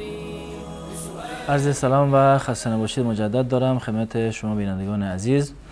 جناب مولانا بیننده پرسیدن که شغل من تجارت لباس‌های زنانه است و در ضمن لباس‌های تنک که تنگ هست هم می‌فروشم. آیا فروش اینها جایز است یا نه؟ بله اشکال شرعی نداره. لباسی که یک مدل خاص باشه، لباس تنگ باشه، فروختنش از نظر شرعی جایز هست، زیرا لازمش این نیست که حتما اون کسی که لباس رو از شما می‌خرد اون رو یعنی برای تبرج هست یا برای بی‌حجابی هست، چه بسا که برای شوهرش این رو میپوشد یا با وقتی که بیرون میپوشد بر روی آن عبایی یا چادری میپوشد.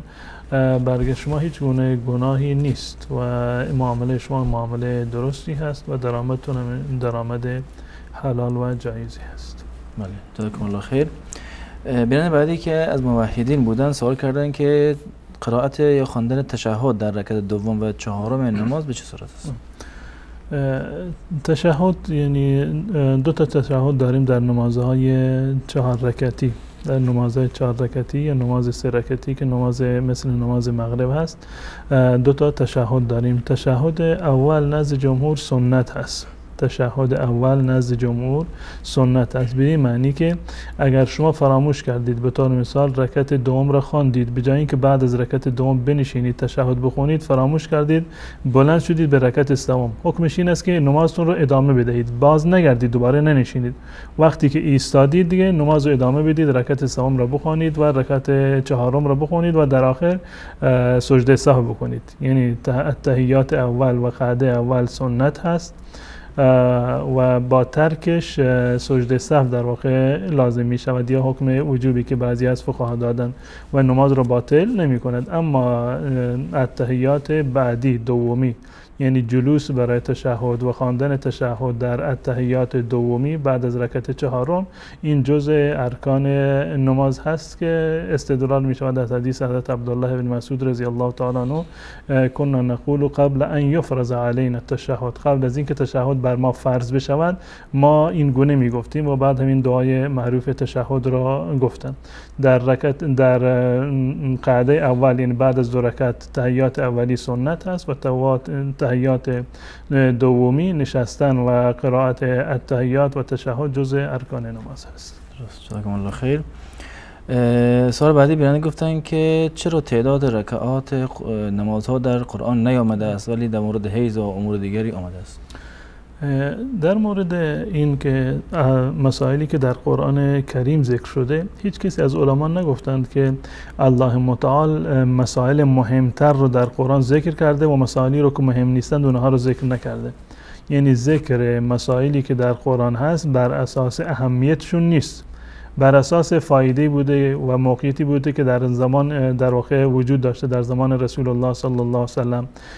به طور مثال ذکر فرض کنیم داستان کهف، سگ اصحاب کهف، یا مورچه نمیدونم حضرت سلیمان علیه السلام، یا داستانهای دیگری که بودند، چون که یک نوع تقویت قلبی بودند برای رسول الله صلی الله علیه و سلم، یک سری عبرت‌هایی رو و پندهایی رو برای مسلمانان دارند، بدین خاطر در قرآن کریم ذکر شدن. معنیش این نیست هر چیزی که اهمیت داشته الله متعال ذکر کرده، اون چیزی رو که اهمیت نداشته ذکرش نکرده. از این قبیل مسائل شما این استدلال بکنید که حتما تعداد رکعات مثلا به آن اندازه فرض نبوده که فرض کنیم که بحث عادت ماهیانه زنان هست. نه، این گونه نیست. مسائلی که در قرآن ذکر شده بر اساس اهمیت و اولویت ذکر نشده، بلکه بر اساس نیاز بوده و احکام فقهی و مسائل اجتهادی و احکام شرعی مفصلا در قرآن کریم نیومده. فقط صرفا برخی از مسائل فقهی رو الله متعال در قرآن کریم به صورت مفصلتر در واقع بیان کردن و وظیفه رسول الله صلی الله علیه و سلم تبیین هست. یعنی وقتی که الله متعال دستور دادند که نماز را بخوانید، رسول الله صلی الله علیه و سلم کیفیت نماز را تشریح دادند و فرمودند که صلوا کما رأیتمونی اصلی، بنگرید من چگونه نماز میخوانم شما هم در واقع به همون گونه نماز بخونید. اگر قرار بر این باشه که ما یعنی صرفا آیات قرآن کریم رو ملاک قرار بدیم و توضیح رو که در سنت اومده ملاک قرار ندهیم، هیچ کسی نمیداند که روش نماز خواندن چی هست. در قرآن صراحتاً صرفا گفته که شما اقیموا الصلاة، نماز را اقامه بکنید، یقیمون الصلاة، نماز میخونند، اما در هیچ جایی نگفته که چگونه نماز بخوانید، چند رکعت نماز بخوانید، فرایضش چی هست، واجباتش چی هست و در چه وقتی به صورت تسریع از فلان وقت تا فلان وقت شما نماز بخوانید. این توضیحاتش رو رسول الله صلی الله علیه و سلم در واقع بیان کردن. در روایتی هست در سنن ترمذی که مقدام ابن معدی کرب رضی الله تعالی عنه میگوید که رسول الله صلی الله علیه و سلم فرمودند که الا انی اوتیت القرآن و مثله معه، آگاه باشید و بدانید که به من قرآن داده شده و برابر قرآن هم به من داده شده. یعنی ما دو نوع وحی داریم بر رسول الله صلی الله علیه و سلم. یک نوع وحی هست که وحی مطلوب گفته میشه، یعنی وحی که تلاوت میشود، یعنی قرآن کریم. وحی دیگری داریم که وحی غیر مطلوب هست، بر رسول الله صلی الله علیه و سلم وحی شده اما در قرآن کریم نیست. و خود کیفیت نماز جز مواردی هست که حضرت جبرئیل علیه السلام بر رسول الله صلی الله علیه و سلم نازل شدند و در ابتدای وقتی که نماز در واقع فرض شده بود و در دو مرحله اومدن این کار رو انجام دادن. در روز اول در ابتدای وقت نماز خوندن، روز بعدی در آخر وقت نماز خوندن. یعنی کیفیت ادای نماز هم دقیقاً وحی الهی هست، منتها تفاوتش این است که وحی مطلوع نیست، یعنی در قرآن نیامده و وحی غیر مطلوع هست، یعنی بر رسول الله صلی الله علیه و سلم وحی شده و ایشون این کیفیت رو برای امت رسول الله صلی الله علیه و سلم بیان کردن.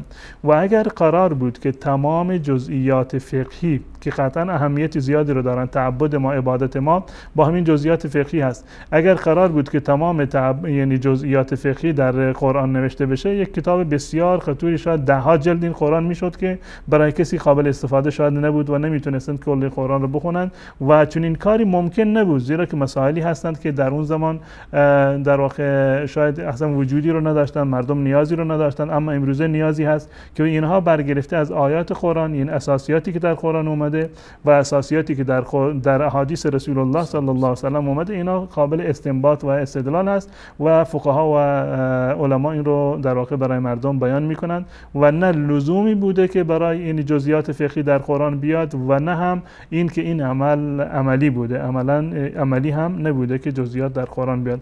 همین که رسول الله صلی الله علیه و سلم بیان کردن در احادیث صحیح و صریح بیان شده، به گفته روایت حضرت مقدام ابن معدی کرد، رسول الله صلی الله علیه و سلم به اندازه‌ای که قرآن هست به همین اندازه دیگر بر اون وحی شده که مفسر و مبین قرآن هست. جزاکم الله خیر.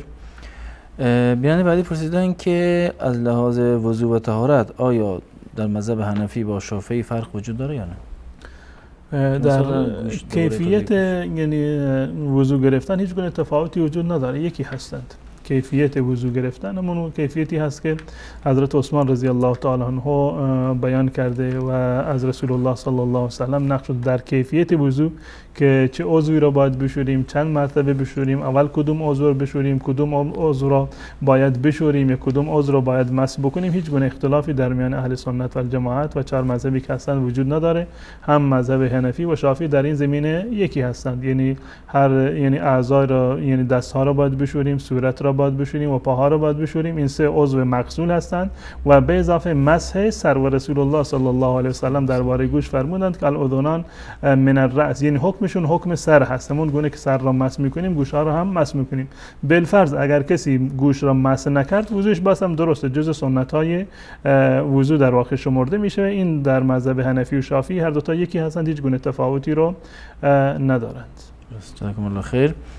بیان بعدی دوستان روایت کردن، گفتن که شنیدن که گفتن کسی بعد از نماز وتر 1000 بار صلوات بر پیامبر آخر شب صلوات بر پیامبر بفرستد، او پیامبر رو در خواب می‌بیند. آیا این حرف درسته و داستان؟ نه، چون این چیزی صحت نداره، یعنی ثابت نیست که کسی از یعنی از حدیث رسول الله، توصیه رسول الله صلی الله علیه و سلم، چون این چیزی ثابت نیست و اگر این گونه بود خب همه کس میتونستند این رو بخونند و رسول الله صلی الله علیه و سلم رو در خواب ببینند.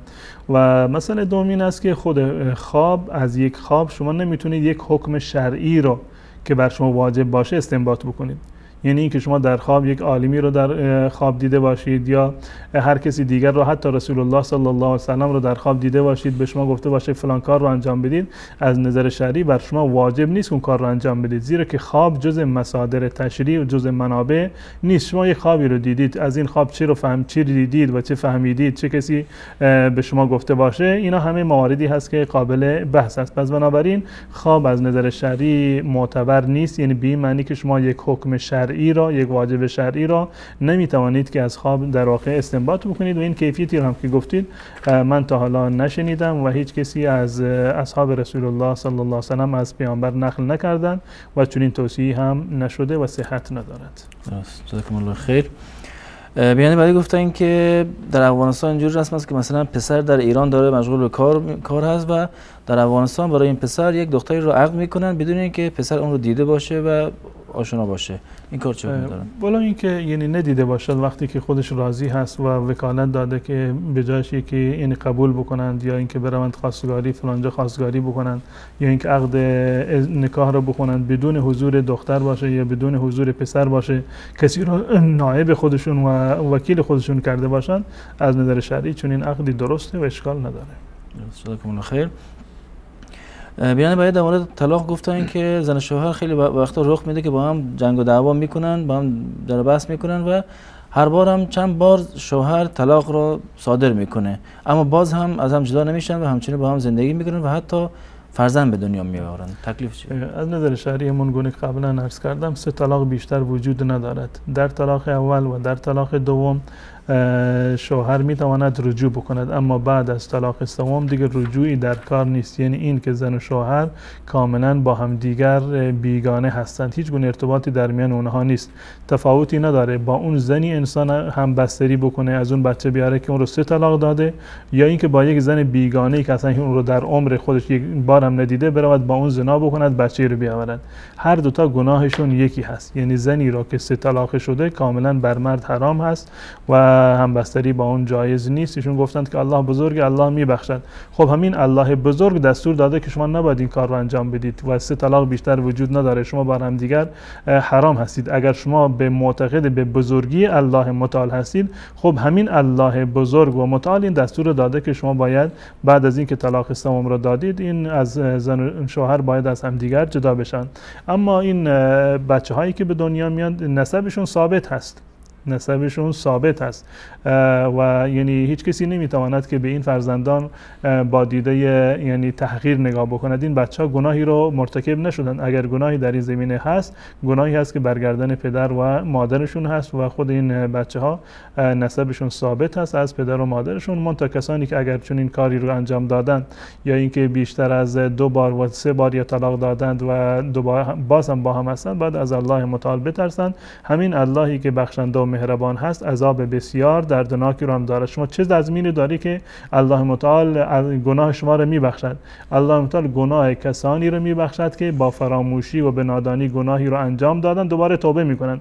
آنهایی که دیده و دانسته گناه میکنند و به تحدی میطلبند الله را، ما گناه میکنیم الله میبخشد، چه بسا که الله متعال شما را نبخشد و وعید را الله متعال در حق شما اعمال بکند. پس بنابراین باید از الله متعال تقوا داشته باشند و به خاطر 2 روز دنیا آخرت خودشون رو تباه نکنند. جزاکم الله خیر. خطبه نماز عید واجب است یا سنت و کسی که به نماز عید برسه ولی خطبه نرسه آیا درسته یا نه؟ اشکال نداره. از نظر جمهور اهل سنت و الجماعت خطبه عید سنت هست و رسول الله صلی الله علیه و سلم در حدیثی که در سنن نسائی هست در روز عید فرمودند که من احب ان ینصرف فلینصرف. گفتند که ما خطبه میخونیم، هر کسی که میخواهد برود، آزاد هست. یعنی لازم نیست که برای خطبه بنشینه. من احب ان ینصرف فلینصرف و من احب ان یقیم للخطبه فلیقم. کسی هم میخواد بشیند خطبه رو گوش بکند، بنشیند گوش بکند. و بنابراین شنیدن خطبه در روز عید جز سنت های روز عید هست و جز واجبات نیست. حتی روز عید خطبه بعد از نماز دیگه باید نماز رسیده باشه بعد به خطبه ببینید. باید در مورد قضیه مهاجرت به اروپا گفتن که خیلی وقتا برای اینکه کیسشون قبول بشه خود رو مسیحی اعلام میکنن در حالی که مسیحی هم نیستن. آیا این کار درست یا نه؟ این ارزشی رو نداره. انسان به خاطر اینکه تابعیت یک جایی رو بگیرد یا یک منفعت مادی رو داشته باشد اظهار کفر بکند، چون این چیزی از نظر شرعی جایز نیست. اظهار کفر یا بر زبان آوردن کفر صرفا در حالتی جایز هست که جان شما در خطر باشد. اگر کلمه کفر رو بر زبان نیاورید شما رو میکشند و گردن شما رو میزنند. این مورد استثناء هست. یا اینکه دست شما رو قطع میکنند یا یک پای شما رو قطع میکنند. در این صورت ها تلفظ الفاظ کفر جایز است. در غیر این صورت جایز نیست و کسانی که این کار رو کردن این ارزش ندارد که انسان به خاطر دنیا کفر بورزد و حتما باید توبه بکنند و دوباره مسلمان بشوند. اگر دوباره شهادتین رو بر زبان آوردند مسلمان شدند، این مسلمانیشون در واقع قبول هست، اما گناه اون ارتدادشون یا تلفظ دیده و دانسته که لفظ کفر رو بر زبان آوردن اون گناه همچنان باقی هست. باید از چنین کاری توبه بکنند. جزاکم الله خیر. بنابراین برای گفتن طبق سوره آیه 3 سوره نور از زانی لا ینکح الا زانیه، آیا شخص لوطی و زن لوطیه نیست شامل این میشوند قبل از توبه یا نه؟ معنی این آیه این است که از زانی لا ینکح الا زانیه و مشرکه که مرد زناکار شایسته زنان زناکار هست و زنان زناکار شایسته مردان زناکار هستند. یعنی این که یک فردی که در جامعه به طور مثال معروف است که فلان زن پاک دامن نیست و با هر مردی ارتباط دارد، انسان مسلمان نباید که سراغ چنین زنی برود که اون رو ازدواج بکند. یا اینکه یک مردی در یک جامعه معروف است که فسادکار اهل زنا هست و اهل گناه هست، برای یک زن مسلمان یعنی شایسته نیست که این رو قبول بکنه. پدر و مادر دختر نباید چنین کسی رو به دامادی در واقع قبول بکنن. و اصل جریان یعنی سبب نزول این آیه این بود که مرصد ابن ابی مرصد غنوی رضی الله تعالی عنه که یعنی مهاجرین رو منتقل می‌کردند، از مکه می آوردند به مدینه. کارش همین بود، یعنی کسی که مسلمان بود اینو از مکه برمی داشت و مخفیانه اینو می‌برد به مدینه. وقتی که به مدینه رسید پیش رسول الله صلی الله علیه و سلم، از رسول الله صلی الله علیه و سلم سوال کرد که یک زنی هست در مکه به نام عناق، اسمش عناق بود. گفت یا رسول الله فلان زن هست در مکه و معروفه که زن بدکاری هست، من میخوام با اون ازدواج بکنم، حکمش چی هست؟ رسول الله صلی الله علیه و سلم ساکت شدند، حرفی رو نزدند تا اینکه این آیه نازل شد که الله متعال فرمودند که از زانی لا ینکح الا زانیه، مرد زناکار هست که میرود دنبال زن زناکار، وگرنه مرد سالم و دیندار و متدین دنبال زن فاحشه نمیرود و درست نیست، این حرام هست که برود زن فاحشه رو در واقع ازدواج بکند.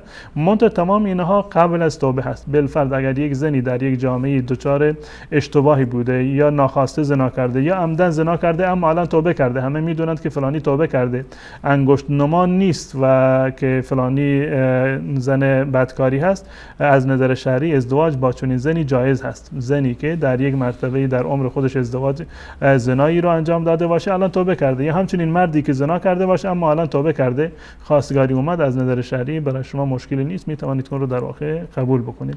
اما کسانی مرد و زنی که معروف هستند به زنا و به فساد، فقط یعنی زن فسادکاری هست که اون رو به شوهری خودش قبول بکنه، یا زن فسادکار رو فقط یک مرد فسادکار میتونه که به همسری خودش قبول بکنه و برای مؤمنان چنین چیزی جایز نیست. و اگر شخص زناکار توبه نکرده ازدواج کرده باشه آیا ازدواجش درسته یا نه؟ بنابر قول جمهور این ازدواجشون صحیح هست و درست، این ازدواج منعقد میشه و منتها یعنی جایز نیست. و رسول الله صلی الله علیه و آله گونه که به مرصد ابن ابی مرصد غنوی رضی الله تعالی عنه گفتن که چنین کاری رو انجام نده، اما اگر ازدواج کردن باز این نکاح درستی محسوب میشه. درست. جزاکم الله خیر.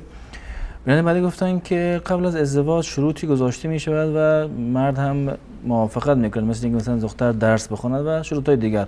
اما اگر بعد از ازدواج خلاف آن عمل شود، به اون شروط عمل نشود، آیا نکاح درست است یا نه؟ نکاح که درست است، یعنی شروطی که گذاشته میشه که نمیدونم این کار رو باید انجام بدی، برای دختر نمیدونیم که اجازه بدی دانشگاه بره یا فلان کار رو انجام بده، سر کار بره، یا هر شرط دیگری که باشد که منافی با عقد نیست، منافی با عقد ازدواج نباشه.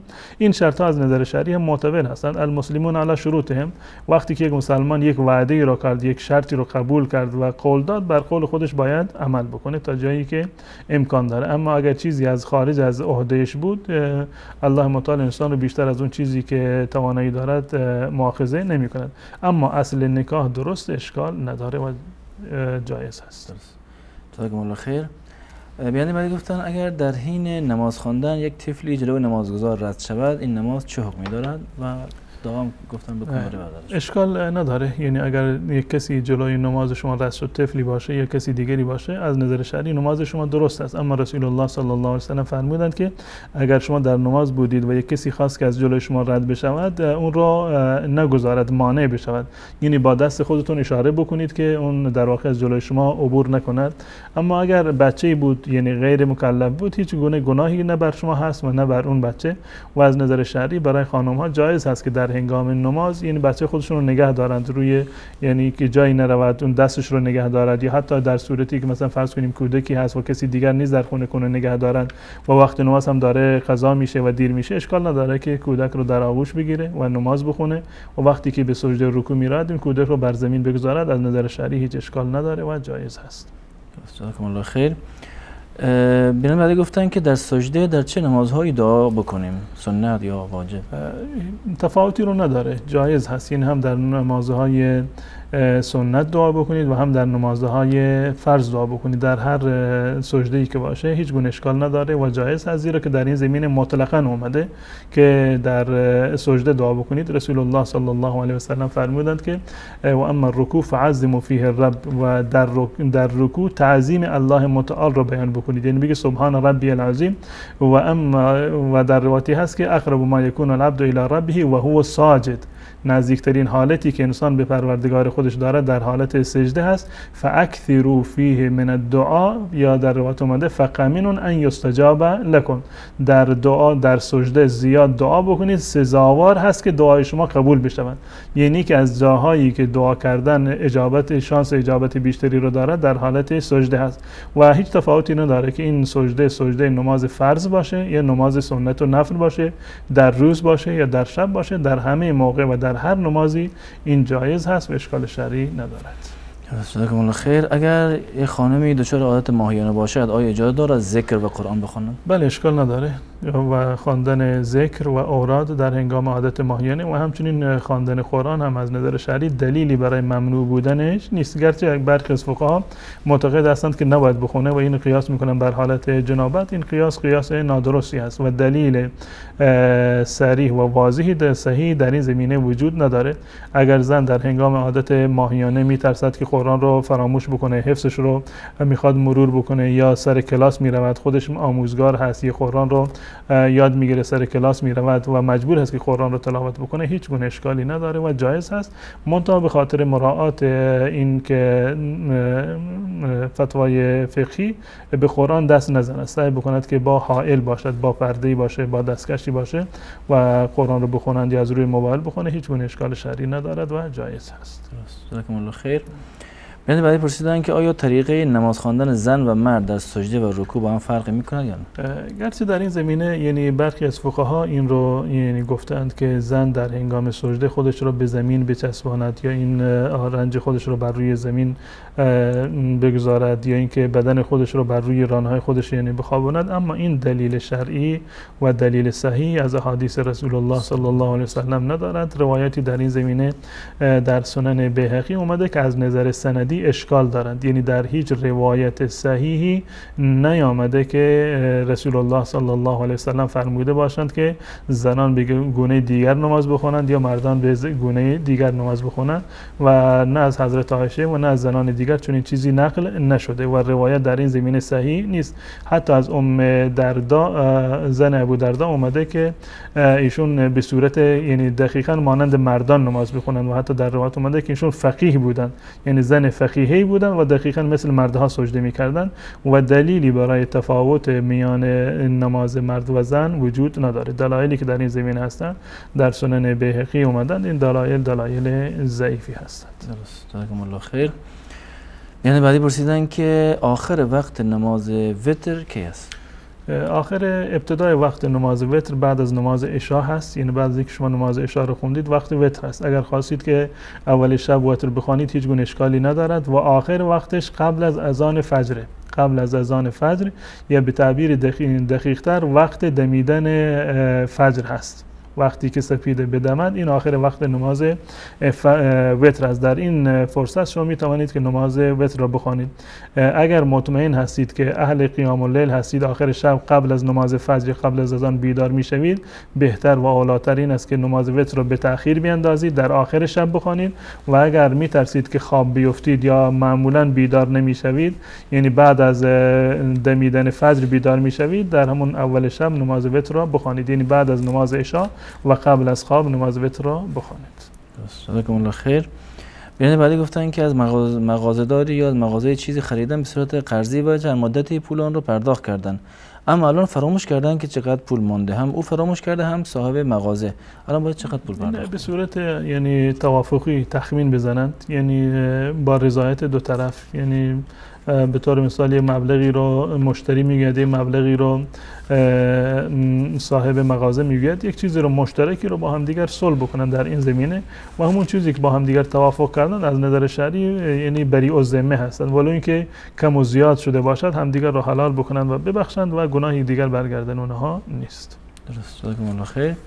یعنی برای دوره سنت خواندن نماز صبح گفتن که اگر نماز فرض مشغول خواندن باشد امام و نماز فرض بخوانیم، آیا میشه بعد از آن نماز سنت را خواند و آیا باید خورشید طلوع بکنه بخوانیم یا نه؟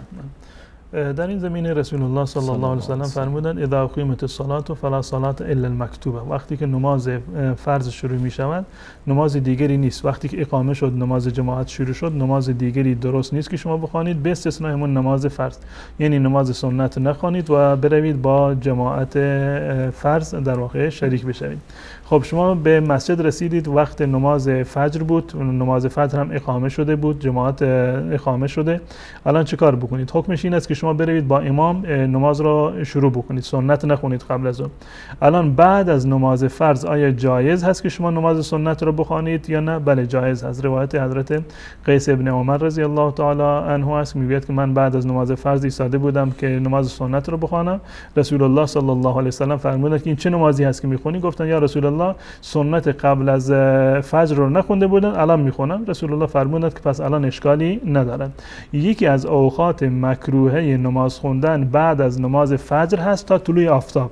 یکی از اوقات مکروهه هست که بعد از نماز فجر تا یعنی دمیدن آفتاب شما اجازه ندارید که نماز بخونید، یعنی نماز نفل مطلق درست نیست، اما قضای سنت یا قضای فرض جایز هست.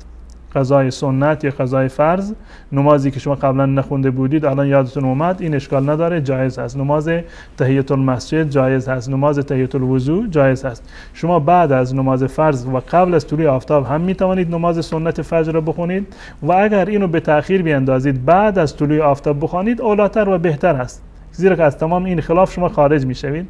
فقهایی که دستور دادند یعنی فتوا دادند که بعد از نماز فرض و تا قبل از طلوع آفتاب خواندن نماز درست نیست، اگر این رو مراعات بکنید و بعد از طلوع فجر بخوانید و بعد از طلوع آفتاب بخوانید این اولاتر و بهتر است. اما اگر قبل از اون خوندید بنابر روایت قیس ابن عمر رضی الله تعالی عنه هیچ گونه اشکال نداره و جایز است. جزاکم الله خیر. بیننده بعدی گفتن که امام مسجد دارن که میگوید اگر خون جاری شود وضو باطل نمی شود و انسان میتواند امامت بدهد، همچنین اگر شخص با همسرش همبستری بکند و غسل فقط انزال نشود باز وضو باطل نمی شود. آیا این حرف درست شود؟ در مورد این که امام یعنی یک انسانی پشت سر امامی دیگر، یعنی فرض کنید یک فردی حنفی هست پشت سر امام شافعی اقتدا بکند یا شافعی هست پشت سر امام حنفی اقتدا بکند یا همچنین مذهب مالکی و حنبلی، هیچ گونه اشکال شرعی ندارد و جایز هست. یعنی اقتدا کردن بر مذهب دیگر از مذاهب اربعه و اهل سنت و الجماعت از نظر شرعی برای شما اشکالی رو ندارد. به طور مثال در مذهب امام ابو حنیفه رحمت الله علیه خون شکننده وضو هست. اگر خونی از بدن انسان خارج بشود و بر روی پوست بیاد جریان پیدا بکند، در مذهب امام ابو حنیفه رحمت الله علیه این جزء شکننده های وضو شمرده می شود، اما در مذهب امام شافعی رحمت الله علیه جزء شکننده ها نیست. در مذهب شافعی اگر مرد و زن دستشون به هم دیگر بخورد یعنی پوستشون به هم دیگر تماس پیدا بکند وضوشون شکسته، اما در مذهب امام ابو حنیفه رحمت الله علیه نشکسته. این فتواهای فقهی که در این زمینه هست، گرچه قول راجح در این زمینه این است که با خروج خون وضو نمیشکند. قول راجح هست، یعنی قول جمهور این است که با خروج خون از بدن وضو نمیشکند و با دست زدن همسر هم وضو نمیشکند، یعنی قول جمهور در این زمینه این هست. اما بالفرض یک فردی حنفی هست میخواد پایبند مذهب حنفی باشد، بازم اشکال ندارد که شما پشت سر امام شافعی اقتدا بکنید، زیرا کن امام شافعی هم از یکی از ائمه اهل سنت و الجماعت اتباع کرده. شما از امام ابو حنیفه پیروی کردید و ایشون از امام شافعی رحمت الله علیه یا از امام احمد رحمت الله علیه پیروی کردن، پس بنابراین بنابر مذهب اون هم این نماز درست است و به اتفاق تمام علمای اهل سنت و الجماعت پیروی از هر کدام از مذاهب چهارگانه از نظر شرعی جایز هست، اشکال شرعی در این زمینه ندارد. پس بنابراین امامی که معتقد هست که با خون وضو نمیشکند شما میتوانید که پشت سرش اقتدا بکنید، زیرا اونم که از یک مذهب اتباع پیروی میکند، نه تنها از یک مذهب اتباع پیروی میکند بلکه قول جمهور هم همین هست. قول جمهور و اکثر علما این است که با خروج خون در واقع وضو نمیشکند. این مسئله اول. مسئله دوم که در مورد به اصطلاح واجب نشدن غسل بدون انزال، یک مسئله بوده در ابتدای اسلام، یک حکمی هست که در مسائل فقهی و در کتاب‌های حدیثی از اون تعبیر میشه که بنابر روایتی که در این زمینه اومده که الماء من الماء، الماء من الماء، یعنی این که آب غسل زمانی لازم می شود که آب منی خارج بشود، یعنی اگر کسی انزال نشده باشد غسلی بر اون لازم نیست. در ابتدای اسلام چنین حکمی بوده، اما به اتفاق علما و اجماع علما این حکمی بوده که در ابتدای اسلام بوده و برای این در این زمینه روایات متعددی از رسول الله صلی الله علیه و سلم صحیح و صریح وجود داره. در صحیح مسلم، در صحیح بخاری در این زمینه هست روایت از حضرت ابو هریره رضی الله تعالی عنه است که ایشون فرمودند که اذا جلس بین شعابها الاربع ثم جهدها فقد وجب الغسل. اگر زن و شوهر عمل زناشویی رو انجام بدهند، تعبیر دقیقی در این حدیث اومده که یعنی در حالت و وضعیت جماع قرار بگیرند و این عمل رو انجام بدهند فقط وجب الغسل، غسل در این زمینه واجب می شود.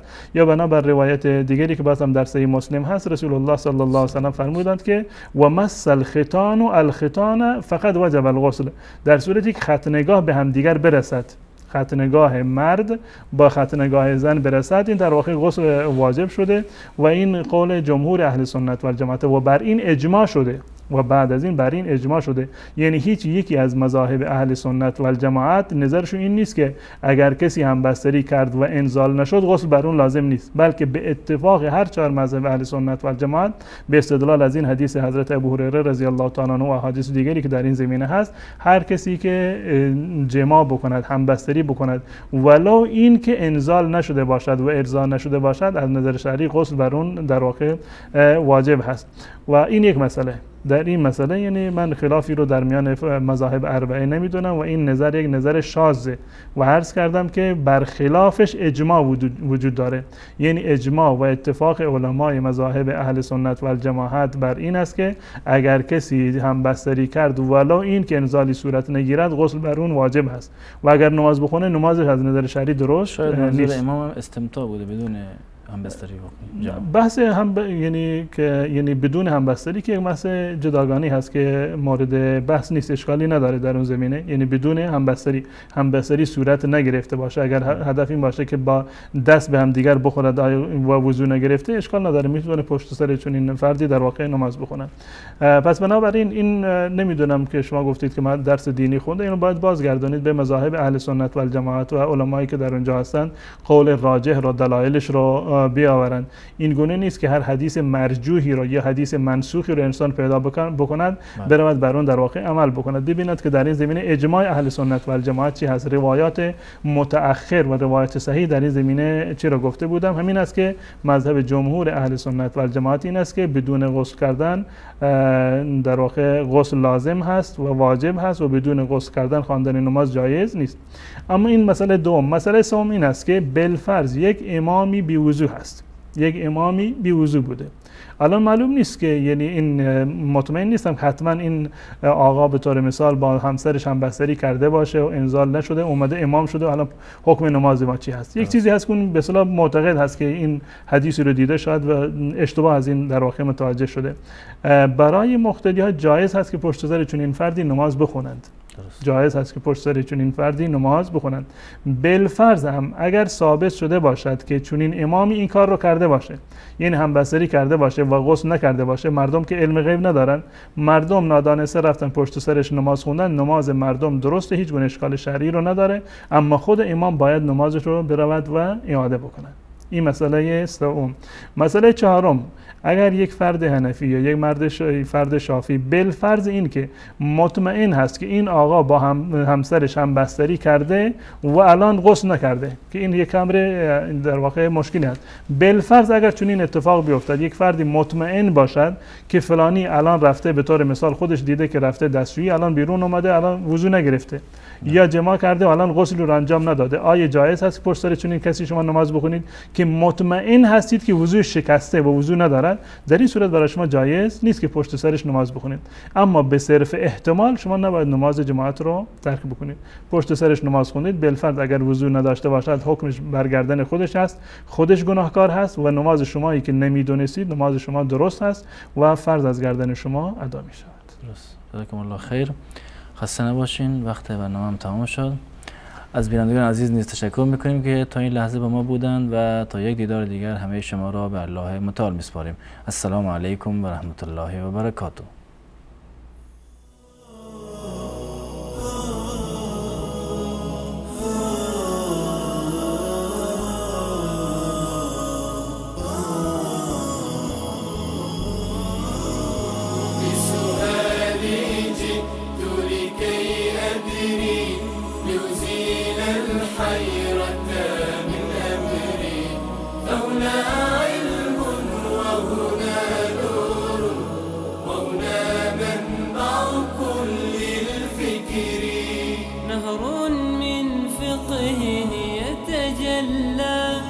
بعقيدة صدق في صدري لبيك أتيتك في